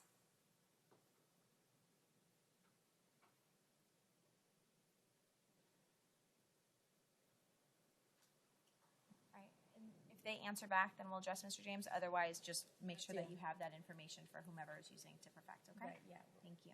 Thank you. All right, Natalie Medina.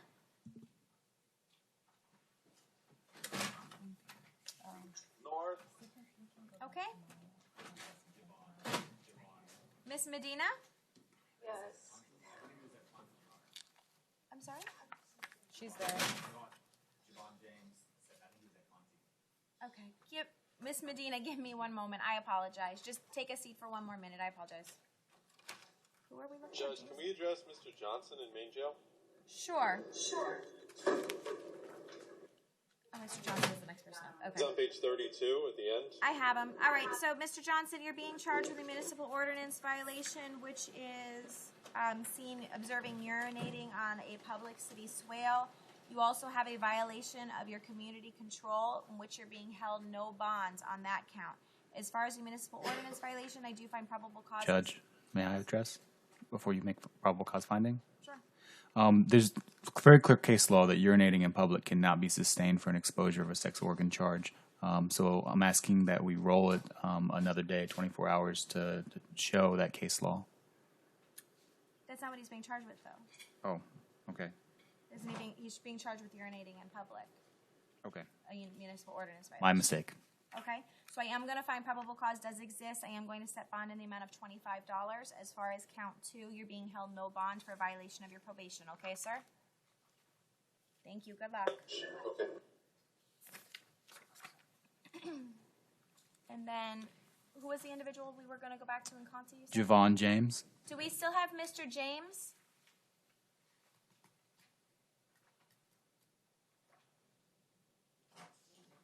All right, I think Mr. James is Fine. gone. So just make sure you have that paperwork.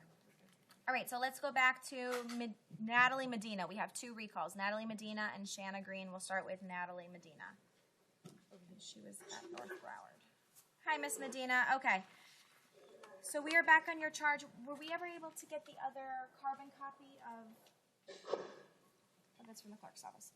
Do we have the carbon copy of all the other counts for this one?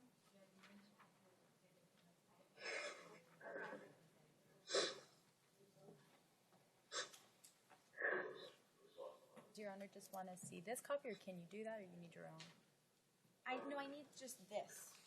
Oh, yeah. But I can still address it without having this, so she's not just sitting till tomorrow, correct? That count says no bond, I think. That count says no bond, I believe. Okay, give me one moment, ma'am. I'm just gonna give me one moment. We can write it all on there. Okay, great. I just want to be able to address it as opposed to just rolling it if we can. Okay. Your Honor, I think the last where we left off was that she doesn't have the financial means to be able to post monetary bond, and I was asking for your standard pretrial release. Okay.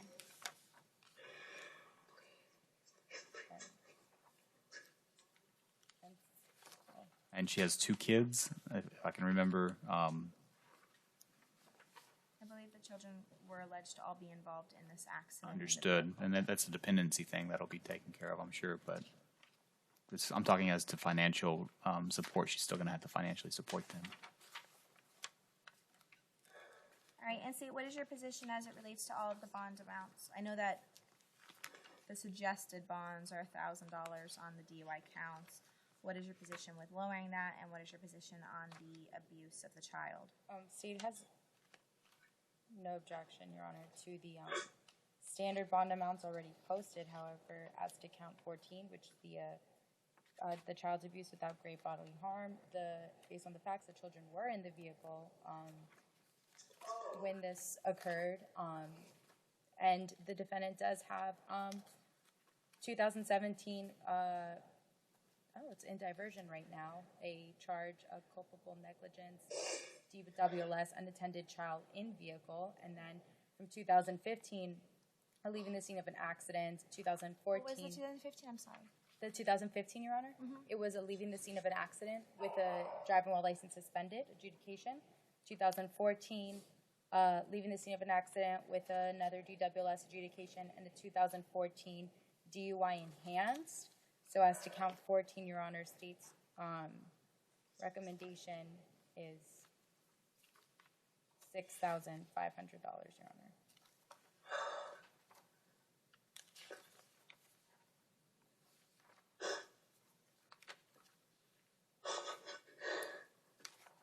Judge, I just ask that she have a bond that's within grasp, understanding that those things that came to light are grave, and she is still entitled to a reasonable bond based on her individual financial circumstances.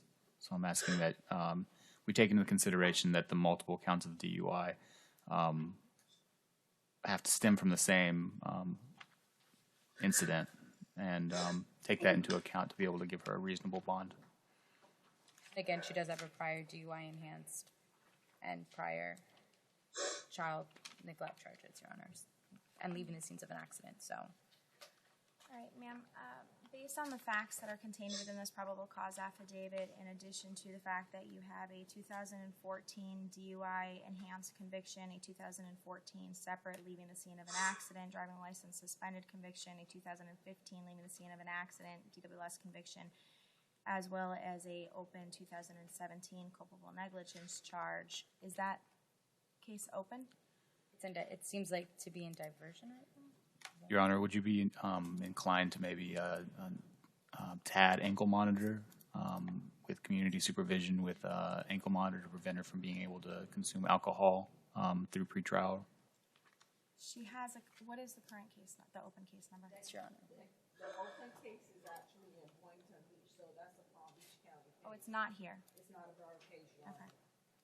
So I'm just asking that she be given pretrial level 2 with a TAD ankle monitor, taking into consideration the alcohol disease that I would guess by the fact that she's probably not going to have her kids there based on dependency proceedings, and that she can probably be contributing to her defense and to the community, but that the concern for the alcohol consumption and the kids can be ameliorated with the TAD ankle monitor.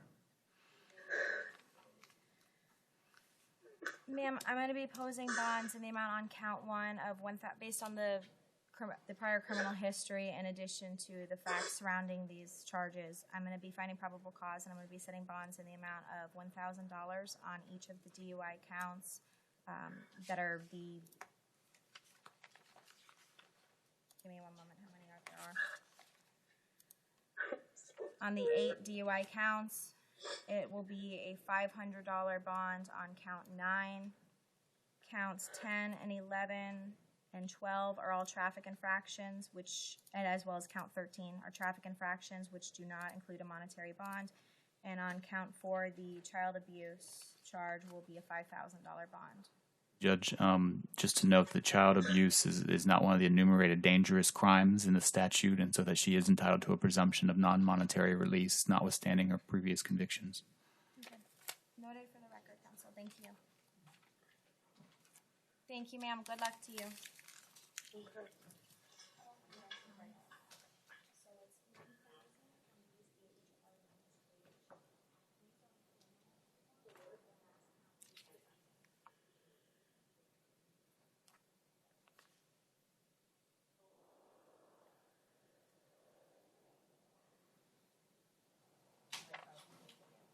Oh, no, I'm sorry. We're not done. Oh, and I'm sorry. I didn't mention something that I wanted to.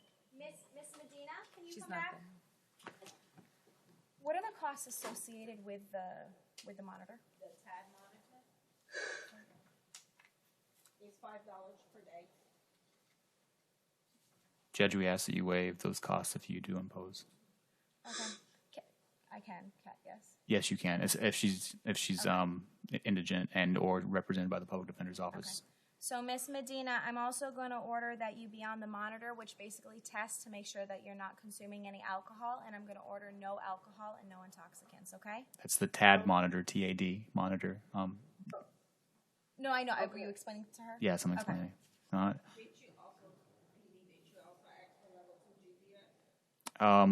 Well, that was in lieu of bond. In lieu of bond.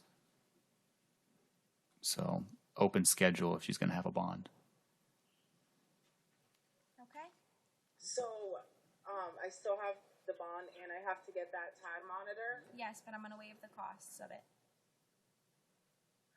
Okay. You can ask to have the bond revisited by your division judge in a motion to take that into account, as well as, what's the total, Judge? What's the total amount of bonds? It's $13,500.